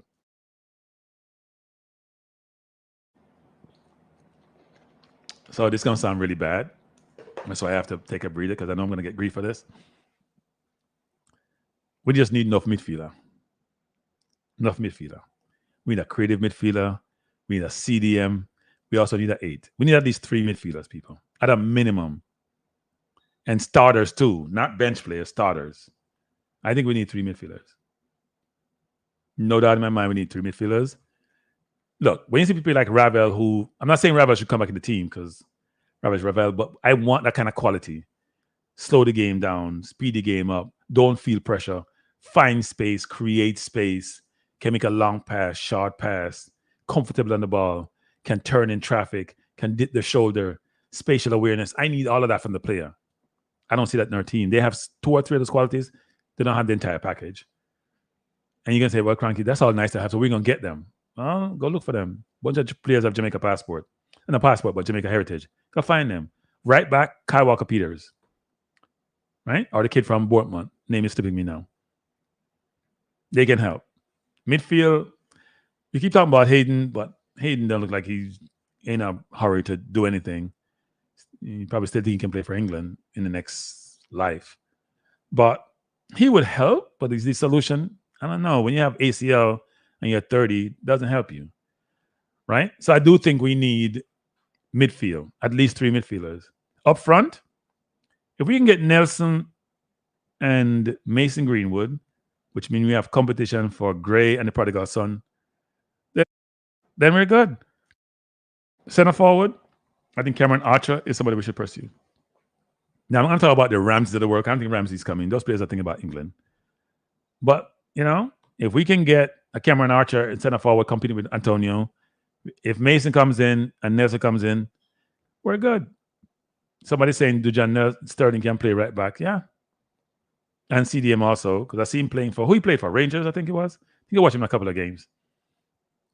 He's not a bad player, actually. Physical player, athletic player, have some ability. Yeah, we need to improve that. If the coach had people, when these coaches have their practices, and they're watching our players, if John Ross is not getting game, then it's not just this coach, right? It was the prior coach and the prior coach. So we can't just blame this coach. There's something in the player they're seeing which is not convincing them that he should be in the team. Let me finish up the Pinnock thing. So Pinnock's stats weren't terrible. He made a really egregious mistake. 2 mistakes he made in the game, which could have cost us the game. The first one, was it the first or second one? The goal they scored, the ball that came over, I was saying it was Bernard's fault. It was Pinnock's fault. The man ran off Pinnock. Chorus, there's only one prodigal son. Think about who you guys value as the best Jamaica player. There's only one prodigal son. The ball was played over, and Pinnock didn't react to it. The man ran off Pinnock and was behind the defense, and Pinnock was standing there. It went over Bernard's head. I thought Bernard really slow, but it was Pinnock who didn't run off him well. And then secondly, he tried to play the ball into the midfield. I thought he may have been going to Palmer or somebody. A horrible pass, which they turned over and got him on goal, and they didn't score. So he made 2 really bad mistakes, could have cost us the game, which a player of his experience and ability and know-how should be making. Not a good look.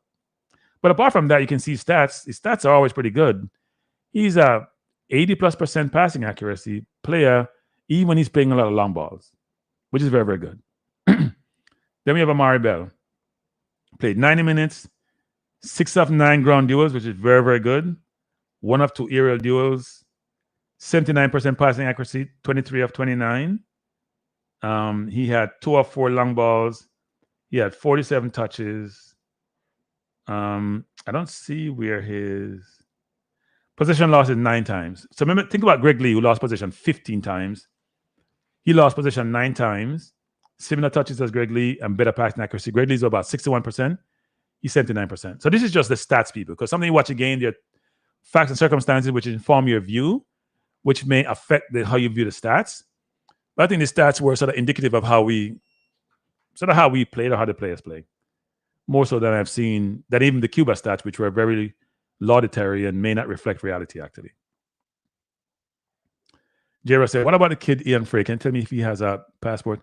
Don't know Ian Frey, actually, so I can't talk about him. I would not be telling the truth if I did. So I don't know Ian Frey, actually. Denzel Hall for right back. Yeah, Denzel Hall I'm familiar with, and he has his passport, by the way. Yes, Denzel Ian has his passport. So we got to figure out, Ian, how to get him a look-in for the coach. He's the one in Holland. We need to get a look-in from the coach for him. Oh, Ian Frey. Yeah, I remember Ian from a while back, actually. He's a youngster, isn't he? Yeah. I don't know. I mean, they haven't called him. That means the coaching staff doesn't think he should be called. So I don't know. Ian, yes, he has a passport. Then Jay Russ, I think he got it recently. So he has a passport. He played in the Eredivisie. Yeah, he has his passport. So defense. Let me go to Damian Lowe, people, since I'm doing the defense. You know what? I want to do everybody before I do Damian, because I want to gloat. Norman Campbell. Let's look at Norman's stats. Norman played 65 minutes. Good amount of time. I would have taken him at halftime. That's why I'm not the coach. 77% passing accuracy. Not bad for a forward, but he only had 13 passes. 2 key passes, which is very important, actually. Very important. 1 of 2 long ball. 1 of 4 dribble attempts. I would think, we talk about our speed, but we can't get around people. I don't even know how that works, people. He had a number of times to dribble past people. He didn't beat them. I don't even know which one he beat the man. I think the one he beat the man was the one he set up the goal on. The other 3 turned the ball over. 5 of 11 ground duels, which is good for a forward. 0 of 3 aerial duels. Lost possession 8 times. It's kind of hard when you touch the ball 24 times, you lose possession 8 times, people. That's not good. Because touch doesn't mean that you have control either. So if you lost possession so many times when you touch 24 times, that's not a good look. Remember, Pinnock lost possession, 9 times out of 67 touches? So that's not good look here, actually. 2 fouls, was fouled once, and had an interception. So his stats weren't terrible, but I don't think they were great in terms of number of touches, which is not his fault because he's playing forward, and he only played 65 minutes. Gray played longer. I don't think Gray's touches were much more. We're going to talk about Gray because Gray's regressing, people. And I'm going to call people out when they should be called out. So I don't have no partiality to no player. I don't care what they used to play, what their pedigree is.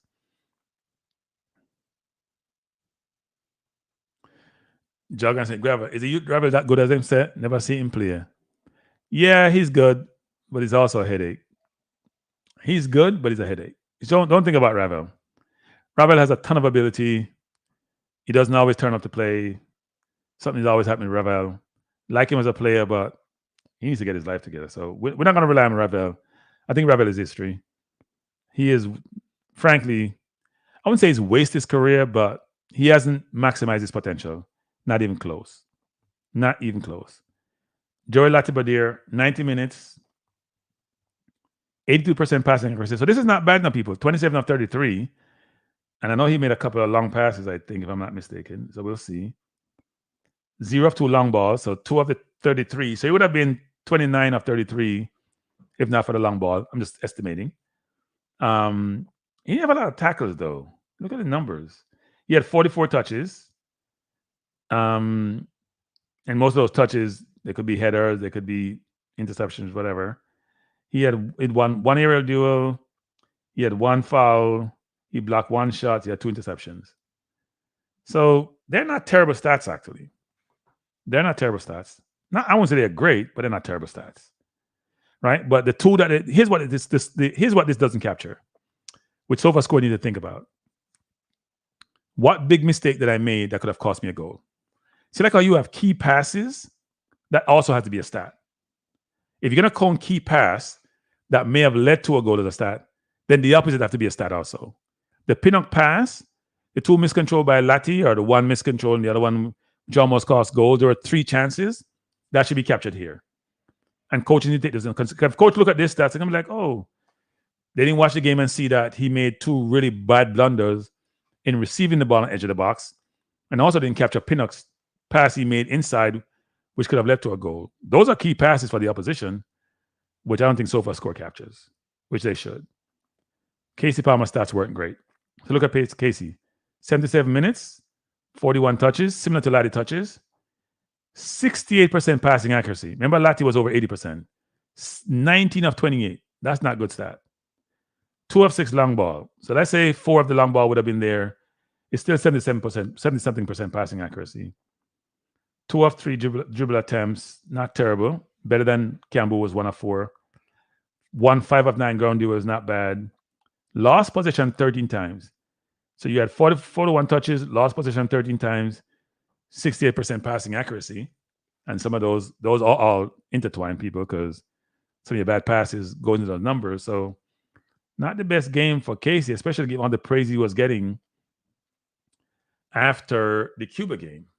That's why you have to reserve your praise in the Cuba game, because the opposition wasn't that great.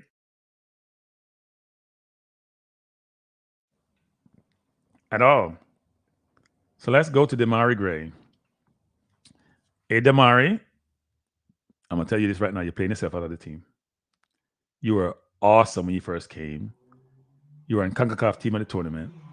I have no idea what happened to you, but it has been good. Hasn't been good. So he played. Oh, what the hell happened to my thing? Let me go back to this.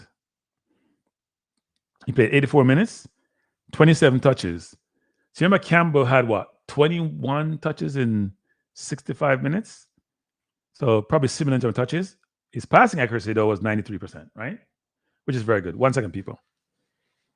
His passing accuracy was 93%. So he only missed 1 of his 13 passes, even though he doesn't capture the turnover he made, which almost cost us deep in our ear when he was dribbling around for some reason. He had 0 of 4 crosses, which is awful for a center for a winger. 2 of 2 long balls accurate. 1 of 1 dribble attempt. 4 of 7 ground duels, which is good. We won a lot of our ground duels. He lost possession 10 times and touched the ball 27 times. That can't be good. And he made 14 passes. That can't be good, people. 10 out of 27, that's not good. Even though his passing accuracy is very, very good. Can't be losing the ball so much. He was fouled 3 times. And Gray, have no idea where the goal is. Gray has not been playing well of late. Even though his passing accuracy may suggest that. His overall game needs to work. And he's playing himself out of the team. Why you guys keep bringing up this prodigal son as the reason why he's not playing well? That's nonsense. Ain't got nothing to do with him. They play on the opposite side of the field. I don't see how that's a part of the reason why he's not playing well. He's getting the ball. He's getting isolations. He's got to work harder. That's why Sam Dyche got rid of him. Because I put Dwight McNeil in the spot because he doesn't work hard enough. You hear the coach says there's some things which are not negotiable. There's something which is a must. One of them is working hard. And if he keeps playing this way, if a Nelson comes in and Mason Greenwood comes in, what is he going to do? And the prodigal son comes back, what is he going to do? Be on the bench. So I'm going to tell you, Gray, you need to step up your game. It's all about outcome. Gray was heavily marked. Everybody was heavily marked. People used to make excuses for players sometimes, which is not warranted. Yeah, but I don't think that's the reason. He's not been playing that well for me. He runs back on defense sometimes, doesn't always run back, doesn't provide the help he needs to. He needs to play better. He was holding on to the ball yesterday sometimes, because sometimes you don't get the ball timely. You don't get the ball when you want to get the ball, and you get frustrated. He sulks on the field sometimes. People don't seem to realize it. He sulks sometimes. But if he ain't playing well, he's going to be on the bench. I hate to tell him that. If you want to go to the World Cup, you better step up the game. Because as we get closer and closer, the coach just want to win. People, I'm going to tell you this, people. Some coaches, I think McLaren is one, they focus on outcome. They want to make sure the process works well, but it's all about outcomes, right? And if you're not playing well, you ain't going to play. So Gray can stay there and make his face up, but you better play well. You ain't going to play. Descartes over Reed, 90 minutes, 32 touches. That's not good for a midfielder. Casey had 40-something. Lati had 40-something. Reed wasn't really in the game. Sometimes you couldn't even find him, even though his work is, off defensively, but he wasn't in the game. He had 32 touches. That you're having wingers touches as a midfielder. That's not acceptable. Passing accuracy is not terrible. 21 of 25, 84%. Long balls, 1 of 3, which affects these numbers. 0 of 3 ground duels, which is Bobby Reed have 0 of 3 ground duels. Really? So where was he on the field? You ain't win 1 ground duel. Palmer winning about 4 or 5. Lati winning. You ain't win none. And lost the ball 8 times out of 31 touches and making 25. That cannot be good. Right? That cannot be good, people. It's not the worst loss percentage. If you look at it, we saw 15 for Greg Lee. But not the greatest stats. Let's go to the man who scored the goal. Mikel Antonio. Let me take this off. So Antonio played 84 minutes, and he got battered and bruised yesterday, people. I don't know how he does it. He touched the ball 28 times, which is almost as Reed touched it 32 times, and more than Gray touch it, more than Campbell touch it, more than... Yeah, that's not good. The center forward is getting that much touches. If sometimes you hear people talk about Haaland getting 6 touches and scoring 3 goals, because center forward should be marked by 1 or 2 people. They shouldn't be having as much touches as my winger do, or more than my wingers. That's not good.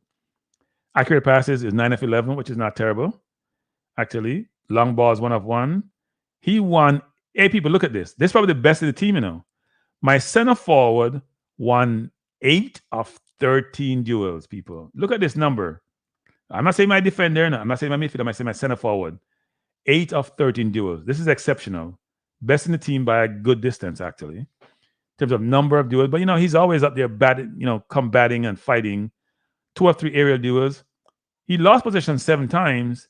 He lost possession less than his wingers, who have more isolation. So we were talking about, people are getting double teamed and all that. Who gets more double teamed than Antonio? And who gets more pressure than Antonio? Because the man's always in your back.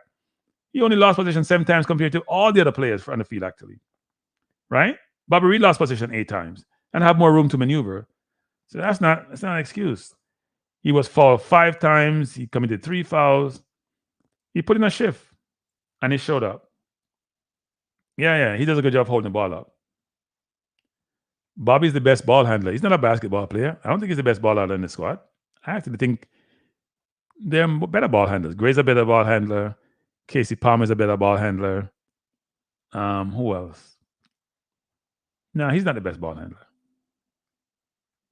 Depends on how you want to define ball handler. Mikel Antonio take better care of the ball than Bobby Reed does. So I wouldn't say he's the best ball handler. But those are the stats, people. Oh, yeah, and then I come to Damian Lowe, people. So I saved the best for last. That was intentional, people. I have to drink some water before I talk about Damian. Since I beat me about Damian and say, me this and me a hypocrite and or something. Well, I call myself a hypocrite. And I said, me, Kranky gets soft since you meet Damian. I'll show you stats now. So Damian Lowe played 1 half of football. Only 1 half. Only the first half. Looked like he got injured, right? So here's his stats. 45 minutes, people. 46, because they had 1 minute extra time in the first half. Block shots, 2. Probably the most on the team. Interceptions, 2. Probably tied for the most. 1 tackle. 4 of 4 ground duels. Let me see this, people. You see this, people? Him not lose no ground duel. Dominant ground duel, right? Lost possession in 45 minutes. He lost possession 1 time. 1 time he lost possession. It may have been that long pass, He ain't lose no. 1 last possession. I think it was a long pass, people. Look at this. Man played 45. Look at all the other stats. The stats are not. I was saying Dame is man of the match. He only played a half. They're not comparable, people. Let me go back over the stats for you, because you may not see it. 46 minutes he played, not 45. 2 block shots. He may have been his best game ever for Jamaica, actually. No, that's not true. Take that back, Kranky. You're having brain drain. His best game for Jamaica, no, okay, let me rephrase that. His most impactful game for Jamaica was the Canada game by a good distance, and his best game for Jamaica because of how effective he was, most effective game. But this, from a stat standpoint, got to be his best game for Jamaica. It's exceptional in any game, for any team, for any player. You won, you block shots going to goal, you won your one tackle, you win 4-4 on ground duels, you lost possession only once, and I'm sure it's because you didn't really lose possession. It was a very long ball you played. You were 27 of 28 in your passing. 27 of 28, 96%. And by the way, people, they were not, don't tell me they were like 5-yard passes. Nonsense. Go watch the game. Look at the ball he played between the line on the right side to find Antonio, to find Palmer, to find Bobby Reed. 96% passing accuracy. The one possession loss with that long ball, because he tried it early in the game, 2 of 3, and he stopped playing them. Damian Lowe, let me tell you this. I'm going to be your advisor. Stop make long pass. That's not what you do. I know you're 2 of 3 and you think that good, but no, that's not what you do. Last game, you were 5 of 11. You ain't got to force it. Play it back to the right back. Play it back to your goalkeeper. Or play it to Pinnock. Don't give it to Lati because it's too close to in goal. You might turn it over. You now have the awareness to do that. But Damian Lowe's stats were exceptional. These are man-to-match stats, people. But he only played one half. No, people. But to not beat, no, here's the way. Here's Brian Burke. Here's the thing, Brian Burke. I got beaten because people are saying I got soft on Damian Lowe because you just meet him, Kranky, and blah, blah, blah, whatever. I have always said Damian Lowe can play at a high level, but he has certain things which he does, which mess his game up, and he doesn't realize it. His long ball playing and his aggressiveness sometimes. You can be aggressive, you know. I call it sort of almost aggressiveness with composure or aggressive in moderation, which seems contradictory and an oxymoron. But you're aggressive, but you're aware of your aggressiveness, and you're not rushing in where angels fear the thread. You're rushing in with some sense of caution. Doesn't have that sense of caution. And bless up. Wait, that's Devin. Let me say this pass because how the passes are very good, Damon. Yeah, Damon played a wonderful game yesterday, and a pity he got hurt because maybe it affected us when he came out of the game. But look at the stats, people. These stats are not boys, and them say Jamaica, and a boy stats, they man people. They man a boy stats, you know, big time stats, you know. Big time stats. You play a whole half and you have 1 turnover when everybody around you have 7. And if you equate that to a half, they have 4 or 5 turnovers. My forward have 7 turnovers. Now, in defense, you're not going to have turnovers. If you do, that means you're under pressure. But Pinnock had, about 7 turnovers. Amari Bell had less than 10, but not a small number.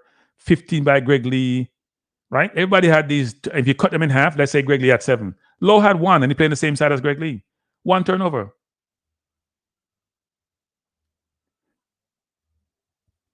And by the way, people, let me say this about Damian Lowe's performance yesterday. It was against a good team in Concacaf. This wasn't the Cuba game. Remember that. This was a game where we got under pressure, we're getting pressed, and therefore your stats won't be as good. Look at everybody's stats in the Cuba game and this game. He's the only player who probably had a better, I got to go back and check, probably had better stats in this game than the Cuba game. And his Cuba game stats weren't bad either, but his stats here are stellar against a good team with a lot of pressure with good players. So I'm beating Damian Lowe thing to death, and you guys should just eat some crow today because, Kranky proved himself right on this one. But these stats, you know what? I'm going to take a picture of these stats. Hey, Damian, I don't know you that well. You know people think I know you, I don't know you. I'm going to take a picture of your stats. I'm serious, what are people? Take a picture of Damian's stats so we can keep it. So when they give me a hard time, just play it for against Honduras. Brilliant stats, Damien. Love it. Keep doing it. When you go Saudi, I make some real money. Just remember, people on YouTube or boot you up. Send some subscribers my way. No, I don't need your money. Send some subscriber my way. We can send some subscriber. Some Saudi subscriber who may like it. I want to give me a job in Saudi Arabia. You know, I'm not leave New York. Max City says, yes, Honduras was a solid opponent and he didn't get drawn out with aggressiveness that Honduras is known for. No, he played a brilliant game.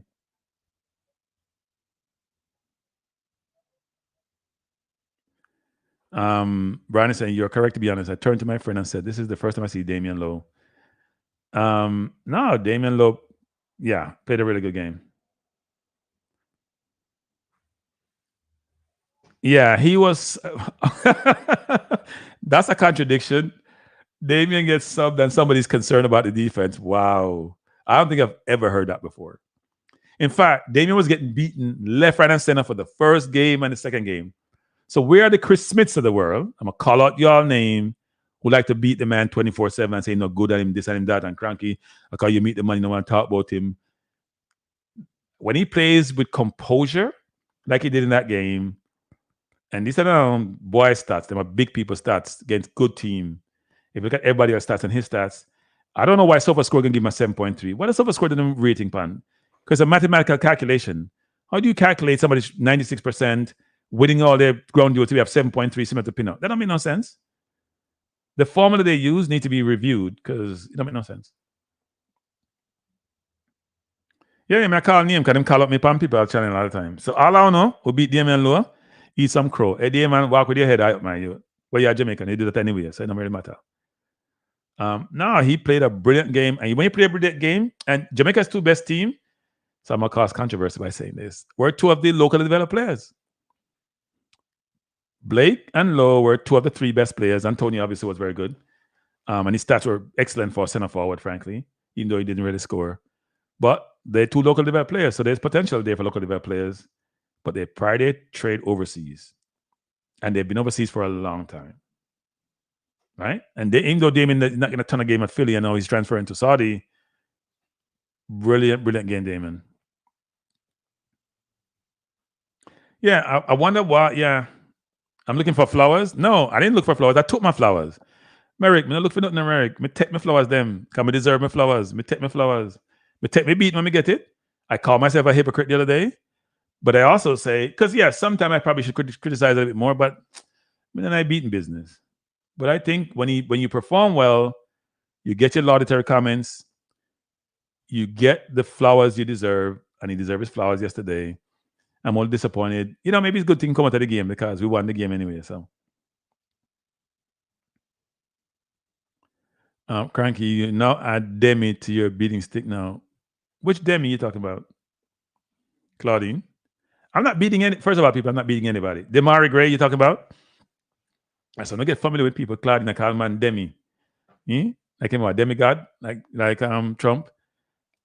Claudine, here's what people don't realize, Claudine, because some people think I'm biased and don't realize that I just call these things like I see it. I'm not beating Demari Gray, but here's another thing, Claudine. Go watch the other tapes I used to do with a management program, coach's desk. I laud Demari Gray. I talked about how he come here and make Concacaf team at the tournament. I gave him his flowers. But Demari Gray. And by the way, you can see my lead-in with my Kranky Life thing. Demari Gray's in the picture, isn't he? I'm in a picture with him. I'm in a picture with Demari Gray, with Palmer, with Lati, and with Jamal Lowe. But people, and I said, when you meet people, you're more likely to criticize them. It's not criticism. I'm calling it out. Demari, if you don't improve your game, you're up on the bench when the big people them come. Improve your game. All right? I credit Demari Gray, Concacaf team at tournament, first time he come in, score much goals in a Gold Cup. But if he's not playing, what am I supposed to do? Say he's playing well? He's not. Yeah, they're not guide guru. They have a mathematical formula that tells you certain stats for the players. You then take those stats with your optics to inform how the player played, right? But sometimes the stats speak for themselves. No, Gray's not the face of the team. I think, does the team have a face? That's an interesting question, actually. Who you guys think is the face of the Reggae Boy? Is there a face? Because all the little advertisement that we have Damian Lowe in it, Bobby Reed in it, Nicholson in it. If you think about the portrayal that JFA is putting out there. BM said, Kranky, Gray's form is very worrying. The last game he had was against Canada in November. Yeah, he's not playing well. Now, Saudi Arabia is not giving the best competition. That'd be part of the problem, but he's not playing well. I can't justify him and here lauding him when he's not playing well. I'm gonna call him. No, let's rephrase that. I'm gonna call him out. I'm not calling him. I don't have his number to call him. Hey, Dazrell, he may play himself on the bench. He's not gonna play in a form. Players don't play in the form unless you're a big player. Only big player get to play himself in the form, you know. Real big player. Otherwise, you don't get to play yourself in the form. You get yourself on the bench. So Dwight said the face of the team is the team. Interesting perspective. No, you can't be the face when you haven't got your citizenship. Colin, I don't agree with that. Say Andre Blake, Mr. Kickout, is the face of the team. Andre Blake may be the best player on the team, and people don't like to put goalkeeper in the player. But in terms of performances, he's the best player on the team by a good distance, actually, in terms of performances. Because people don't seem to give the same credit to stopping a goal versus scoring a goal. If Antonio made all the big plays that Blake made, he'd be a hero. He'd be able to get probably get a statue at the national Hero Circle. All them goal Blake saved, and those are talking about an easy save because we're gonna say, well, the keeper's job is to make saves, but all them big saves he made in difficult. Look at last night, 95 minutes and 13 seconds, player get away, slamming it from 7 yards out, and he blocks it. That ball we lost on the left side, where they had 2 chances, but Lati lost 2 chances. Block one with his foot, and he also does a good job. He's like, it reminds me of I have a senior moment. What was the Manchester United goalkeeper? De Gea with his feet. De Gea was always brilliant with his feet. When he first went to Man U, he wasn't that good. He learned to make sure when the ball is low, it takes longer to dive than use my feet to clear it. So he's always very good with his feet and really get caught up with his feet. Blake has improved with his feet really well, both playing the ball out, as someone is saying here, and also when he's being attacked, actually. Yeah, no, Blake has been brilliant. Not good, brilliant. Brilliant. His saving is... I've always said this, and some people take this the wrong way. Don't take it the wrong way. I think Blake has underachieved in life in terms of football. I think he's underachieved. Why do I say that? Because he plays in the MLS, which is a decent league, but it's not the top five in the league in the world. Now, if you look at Turner from the US as an example, you may say, well, if Blake went to England, he may end up that way. Blake is a better goalkeeper. Blake is a better goalkeeper in all shape and form, every single way, even kicking the ball out. And that's not his strong point. He's a better goalkeeper than Turner. So I think he should have taken a chance to go overseas. Now, he's probably comfortable in Philly, making good money, family settled, U.S. citizen. But I thought he should have gone to Europe, probably a little bit late now in his 30s, even though Turner went. I think Turner's about 30, isn't he? He could have, but what you don't want him to do is go overseas and be on the bench, right? So he's number one in Philly. He's not going to give up that job until he's fit to retire. But if he's going to go team overseas, he would have to go where he knows going to be the number one. And so, yeah. But he's a brilliant goalkeeper. Sometimes it's not the worst thing in the world, You know someplace, you know the devil, what you know. You go someplace like Turner, and you end up at Arsenal, then you get kicked over to Nottingham Forest, now you're at Crystal Palace, you start bouncing around like a ball. That may not be the best thing, people. So, yeah.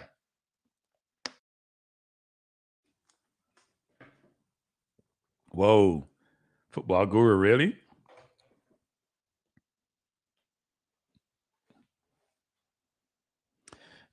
I don't make excuses for people that way because you know why? It's like when we said, I don't want to use this. Let me use another example. We always make excuses when the prodigal son come to play. We say the players are not good enough, and yet then Gray came in, played with the same players, and was off the chart in terms of how he played. Antonio doesn't really have bad games. My problem is Antonio got to put the ball in the net. But nobody complaining about Antonio not holding up the ball or do X, Y, Z. The complaint about Antonio is that you're not scoring the goals you're supposed to score. You're not prolific. So I'm not making an excuse for any player about, who they're playing with because your class should show no matter who you're playing with. Now, you may not get enough ball, you may not have enough touches, but when you get the ball, your class should show. And it's not like he's a Premier League player anymore. He was on the bench at Everton. He wasn't starting anymore, even though he's a good player. So I'm not going to use that excuse.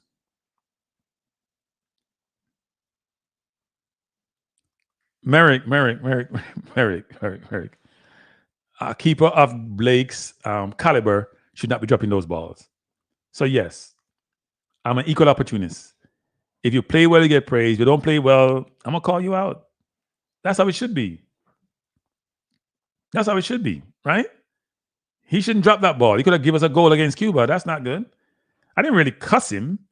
I basically, you haven't heard me cuss, Merrick.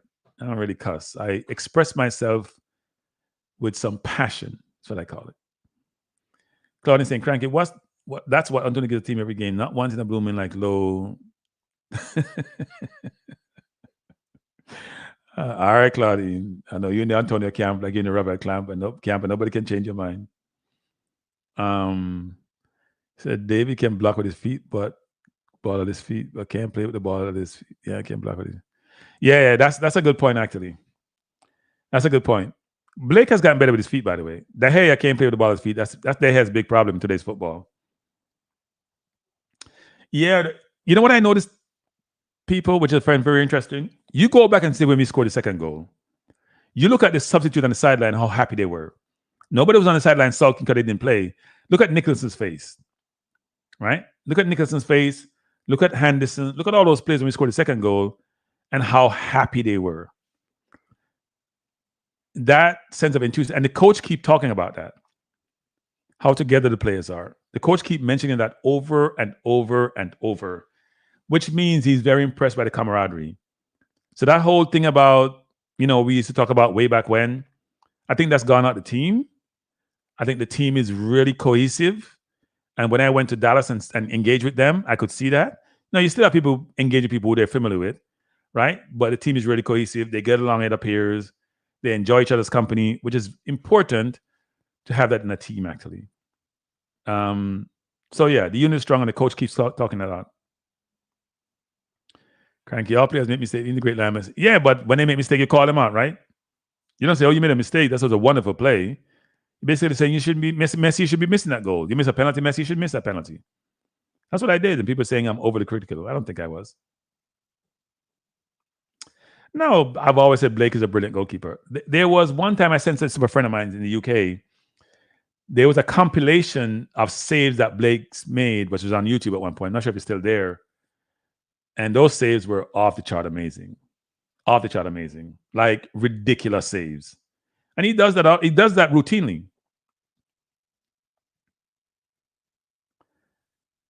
So Cayman is saying, Kranky, out of MLS, the Mexican League, the Asian League, and Asia, which better with your opinion with his rank? I don't know how to compare them, actually. I don't think I'll put the Australian League in that category. The Mexico League is always pretty good, but it's mainly a league of mainly Mexicans. The MLS is getting better. When MLS just started, there were a lot of Caribbean players there. That number has gone on significantly. They now have more South American players. They have some English players, but those are the end of their career. Once in a while, a junior English player will come over, or maybe a Spanish player. But the MLS I think the MLS is trying to build a league and a system where they're not overexerting themselves. They don't be like the Saudi League, just spending money willy-nilly, even though they have billionaire owners. American owners don't spend money that way anyway. So I think they're trying to build it gradually, but I think they need to step up. At some point, they can't keep where they are. They need to improve the league. The facilities are very, very good nowadays. They need to improve the quality of playing the league. So people in Europe want to come play here who are really not just at the end of their career. But I would say maybe not material difference between MLS and Mexico, frankly. And in fact, if you use the product of the players, Mexico is no longer dominating the region. So you could say MLS may be getting better. Now, having said that, a lot of US players and Canadian players play in Europe. They don't necessarily play in the MLS anymore. So the MLS keeps on losing its best players to Europe. It's a feeder league. At some point, they have to reverse that. And let players want to stay in the league. Like how the Mexican players are, sometimes they don't want to leave Mexico. Yeah, but there are a lot of Mexican players in the Mexican League, aren't they? So MLS is not getting a lot of South American players. Well, the players in the Americas, whether it's North or South America, are playing more in those leagues, actually.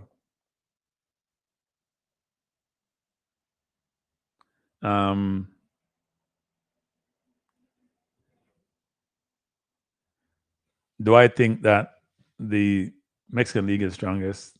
I don't know. I think Mexico is close to MLS. There are too many teams in MLS. MLS is all about money. And they have the Apple deal, which is pretty decent. I think it's too long term. They can get better. People like to live in America. A lot of people like to live in America, live in Europe. You got to make it attractive for them, money-wise, quality-wise, which then draw advertisers and draw TV money. So TV money is what makes these leagues, actually. That's why they Premier League is so popular. A lot of TV money, global TV money too, not just regular TV money. Global TV money. That's what makes it so popular. Even though they complain in Europe, and they're not playing any games that are Premier League games outside of England, but at some point they're gonna have competition. Yeah, but I think Saudi will always struggle. It's not attractive to live in Saudi Arabia. People don't seem to get that. Right? Tony didn't want to go to Saudi Arabia even though he's making 20 times the money he makes in the UK. And he probably would have made about 5 times more if he got his 200K he's looking for. So people want to play, and here's another thing about Saudi League. Players want to play against the best players. They want to play Champions League. They want to play in the best leagues. They don't want to go all the Middle East where it's hot as you know what. Place is too hot. Yeah, too far, too hot. Nah. Football Guru says, for me, a player justifies criticism when they have a string of bad games without reason. For me, Demare lost his form and put out weight, broke his shoulder. Probably. He's lost form. He has a string of bad games. I wouldn't say he has bad games. He has okay games. The standard he set initially when he came, that standard is no longer there because he's just being so-so. And you have to realize, as a footballer, you're only as good as your last game. If you're a brilliant footballer, then you get windows to play in. But if you're not, ask Raheem Sterling, may not be good. May not be good.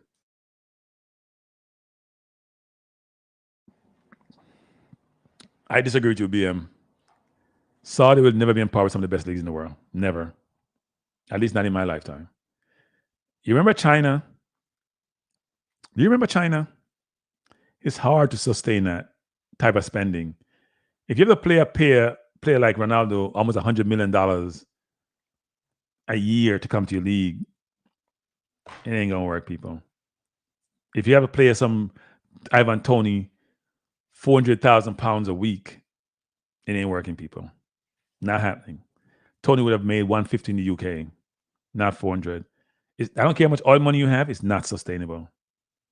They're not dumb people. They probably have a plan. So maybe we do a 3 or 4 or 5 year period. We get some of the best players in. We're bringing some young players from Africa, South America, Europe to come play. We'll pay them more than they make in those regions. And here's another thing, people. To me, the most important thing about the money in Saudi Arabia is the taxable component of it. I know it's oil money, but oil money is not unlimited.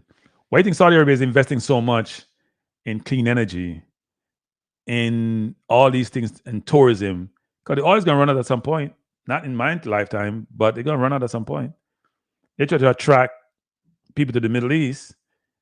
I think they waste a lot of money, but they're trying to attract investment, trying to attract different source of income, trying to diversify their source of income because too much oil dependent. That's why Saudi Arabia went public with their company, which was heresy at one point. So yeah, oil money can't done. Okay, because oil gonna last forever. Oil money can't done. If the oil don't last forever, that means the money can't done. Yeah, will it keep improving though? Where's the ground up part of that? You can't just buy talent. You gotta grow talent. You gotta groom talent. I don't see that happening. So I don't know. They will pick out some of the better players because some players are just about the money, right? But don't you see? I don't see Haaland rushing to go to Saudi Arabia. I don't see De Bruyne, who's now in his 30s, rushing to go to Saudi Arabia, even though I think he wants to go. It's like the MLS with more money, bringing the players when they're at the end of their career, right? You pay one player 100. Think about it. You're trying to play people 20 million a year. How many players you need to do that? It's a lot of money. 20 million pounds a year is a lot of money, even for Saudi Arabia. Now, Saudi Arabia invests a lot of their money in a lot of different companies. People don't realize how much money Saudi Arabia pour into the U.S. stock market, for example. Look at companies like Lucid, for example, which is struggling financially. A lot of venture capital firms are underwritten by Saudi money. Saudis pour money into so many different ventures. It's amazing. I know we have Lyft Golf and all of that they pour a lot of money into, pay ridiculous money, but the money is not unlimited. The Saudi League is equal to the MLS in 2005. Yeah, but that's a long time ago. Right. A lot. The MLS used to just have Caribbean players in it and American players. That's changed dramatically and will continue to change. maybe says a lot about the Caribbean. But the Caribbean has digressed significantly.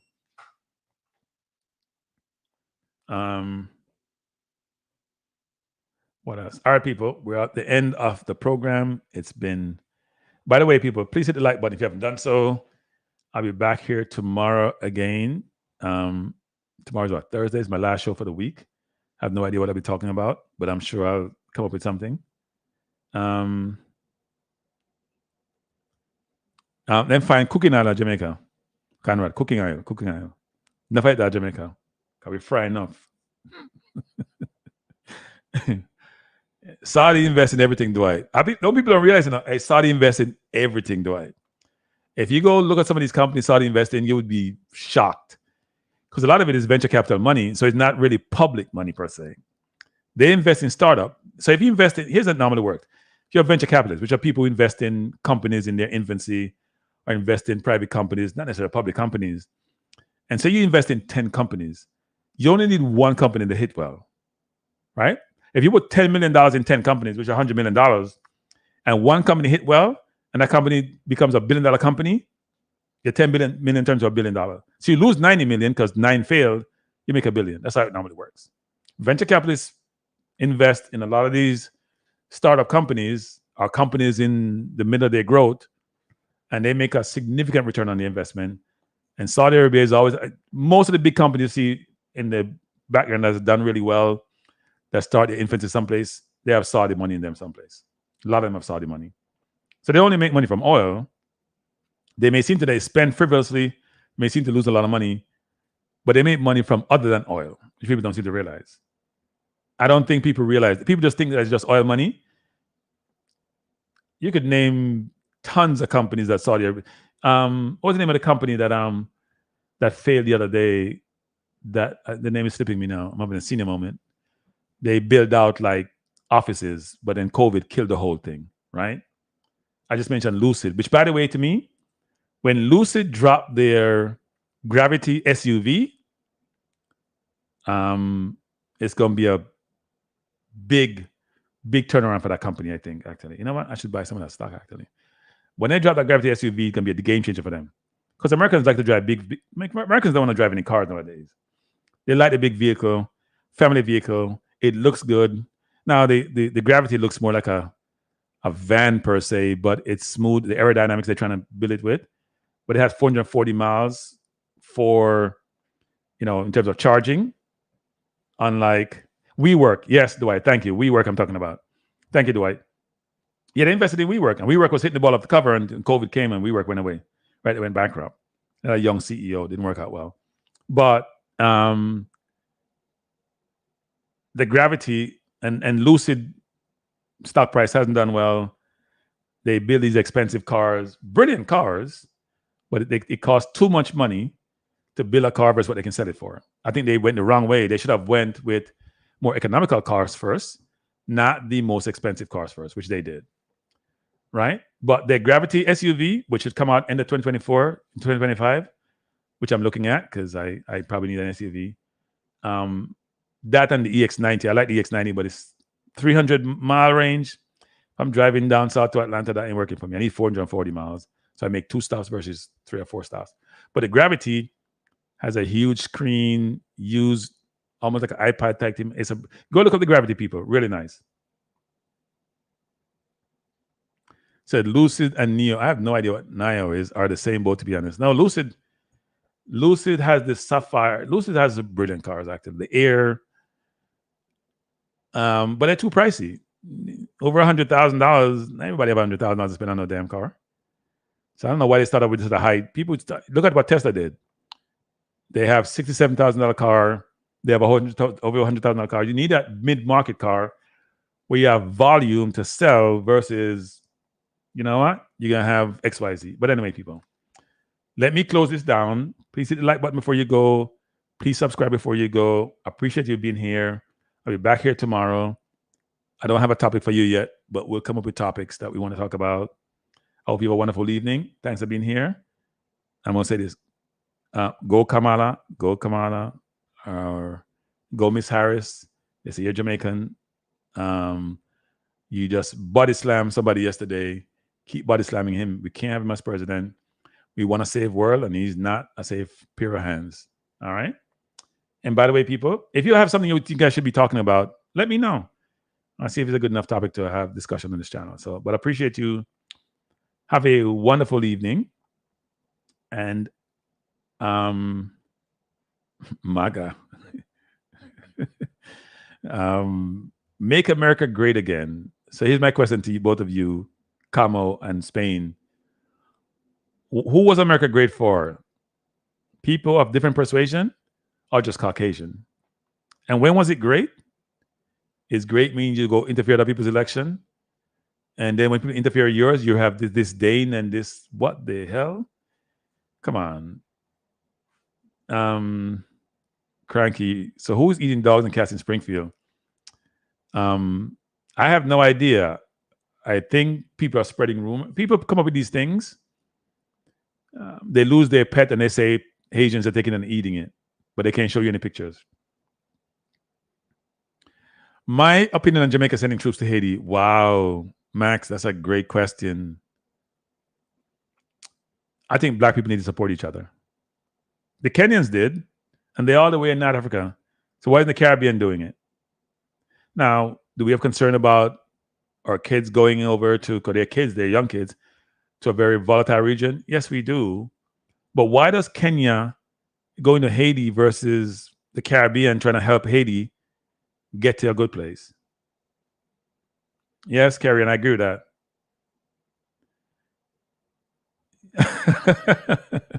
Hey, Triple E, I watched it right after my program yesterday. I did go and watch it. And it was an enjoyable watch, by the way. Even though I didn't think she answered all the questions, really. People say she was great on a question. May I ask a question before I go, people? I forgot this question to ask you. What was the most impressive thing about Kamala yesterday? For those who watched the debate or familiar with the debate, let me know. Just drop it. You have to write a long sentence. What was the most impressive thing about her yesterday debating? Let me know. I'm going to say if you have it right, because I have a view on this. The most impressive thing that she did yesterday in the debate, the most important thing you noticed in the debate. No, I don't live in Frinky Garden. No. She was calm. That was good. I don't think that was the most impressive thing, actually. But it's a matter of opinion, actually, anyone. So there's no right or wrong answer. I'm going to tell you my answer. What do you think was the most impressive thing about her yesterday, actually? Drew said she was calm. You need to bring back balanced views. Drew Ross, I would love to, but it's a lot of people. You hear me here whining about likes and whining about likes. People don't realize how much time it takes to prepare for these programs, you know. I just don't come here and just talk it up in my head. I spend a lot of time doing research. The handshake, her face shake, her face expression, all decent. I don't think that was the most impressive thing. She skipped the question. No, she didn't skip the question. She answered the question the way she wanted to answer it. These are not British interrogators, so they didn't know how to manage that. Kranky was an internet for peacemaking community with 10 mountains. Sadly, nothing has changed. Yeah, something need to change, though. Culture is you know what? Something need to change in Haiti. Haiti was the first country in the Caribbean to get independence, weren't they? Toussaint Louverture and all those people, and it's not been a good journey since then. He got tricked by France. France raped them. Why isn't France giving back the money they took from them all these years? Like, why isn't everybody complaining about that? They had them play for their freedom, which is crazy. Oh, okay. Jamaica versus Nicaragua. We talk about that a little bit. A little bit early do I talk about that, but that's one point to think about. Get more information. Because we don't know a ton about Nicaragua, do we? They're getting better, but we don't know a ton about them.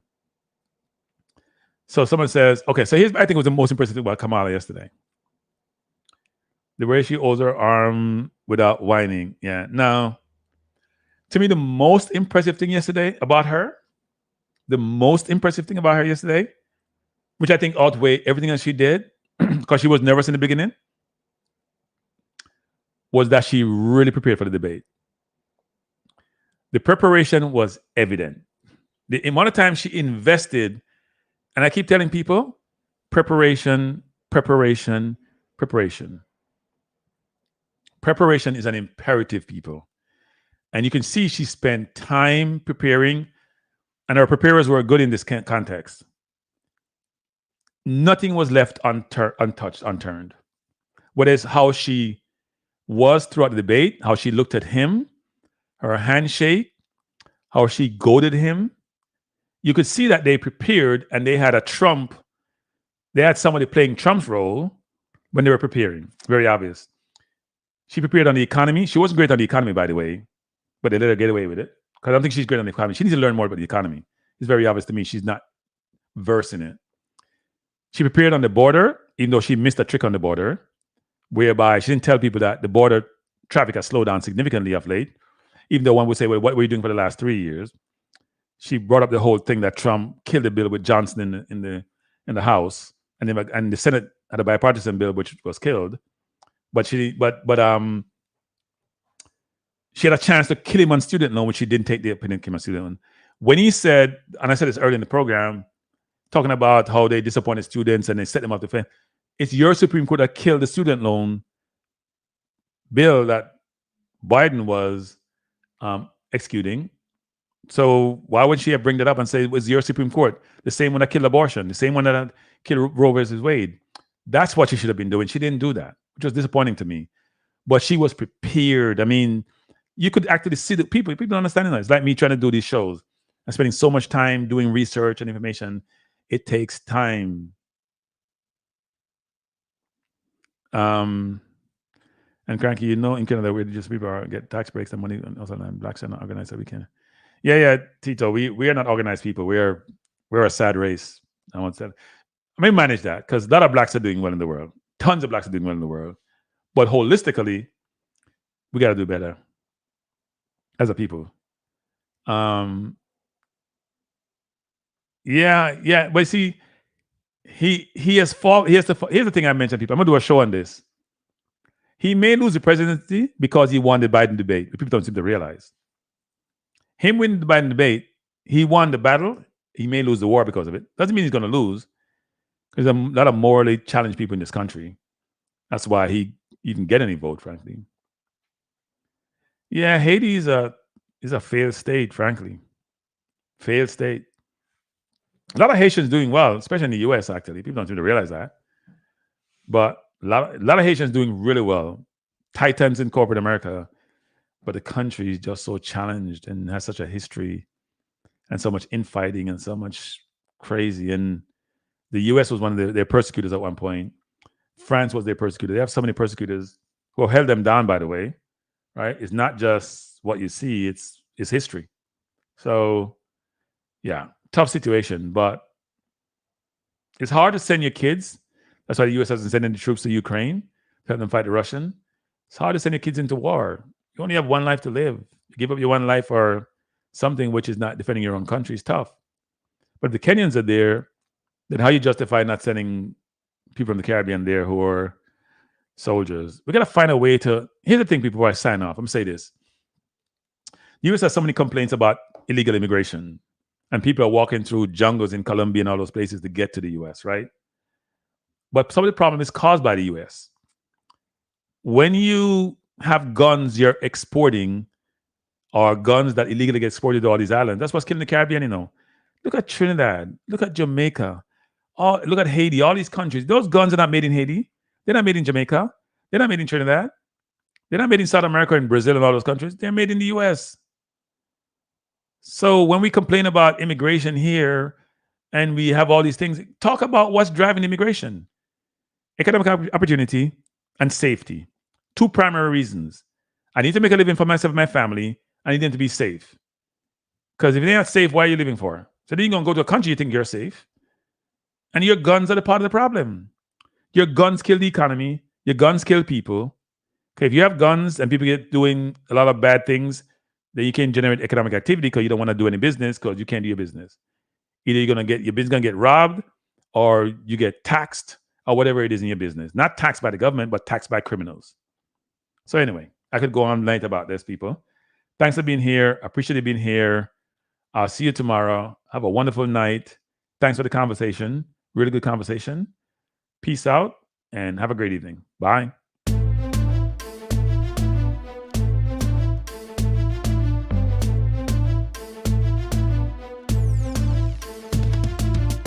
Kranky life is the best to be now. For the best sports talk and it's free, yo. Kranky life. your guiding light by keeping you informed. But day and night, Kranky life. Tell them, Kranky life. Heed them, Kranky life. Want them, Kranky life. From the coast to the field, we'll never lose because Kranky has the hottest news. With expert analysis, we break it down. Our in-depth coverage is best in town. Kranky life. Tell them, Kranky life. Heed them, Kranky life. Want them, Kranky life. Kranky life where the sports is spicy and where we keep the discussion lively. Kranky life. Get to know the name because Kranky analysis is never lame. Kranky life. Give me my Kranky life. I want my Kranky life. Must have my Kranky life. Whether it's football or track and field, you know Kranky is at the wheel. So join the journey through victory and defeat and subscribe and don't miss a beat of Kranky life. Tell them, Kranky life. Heed them, Kranky life. Want them, Kranky life. If you're from England or USA, from Kingston or Bombay, from Kenya or Canada, Lagos or Havana, visit Kranky life. Tune into Kranky life. Like up Kranky life. Subscribe to Kranky life. Kranky life. Coming to you on weekdays. Kranky life sometimes on Sundays. Pull up a chair and take a seat because Kranky will always bring the heat. Kranky life. Me say fi tell them Kranky life. Me say fi heed them Kranky life. On them Kranky life. Kranky life will be around. Kranky life is the best in town. Me say fi eat them. Me say fi want them. Me say fi eat them. Want them, eat them, want them. Kranky life. Kranky life. Eat them, want them, eat them, want them. Kranky life. Kranky life. Eat them, want them, eat them, want them, eat them, want them. Kranky life. Kranky life. Kranky. Heed them, want them, heed them, want them, heed, want, heed them.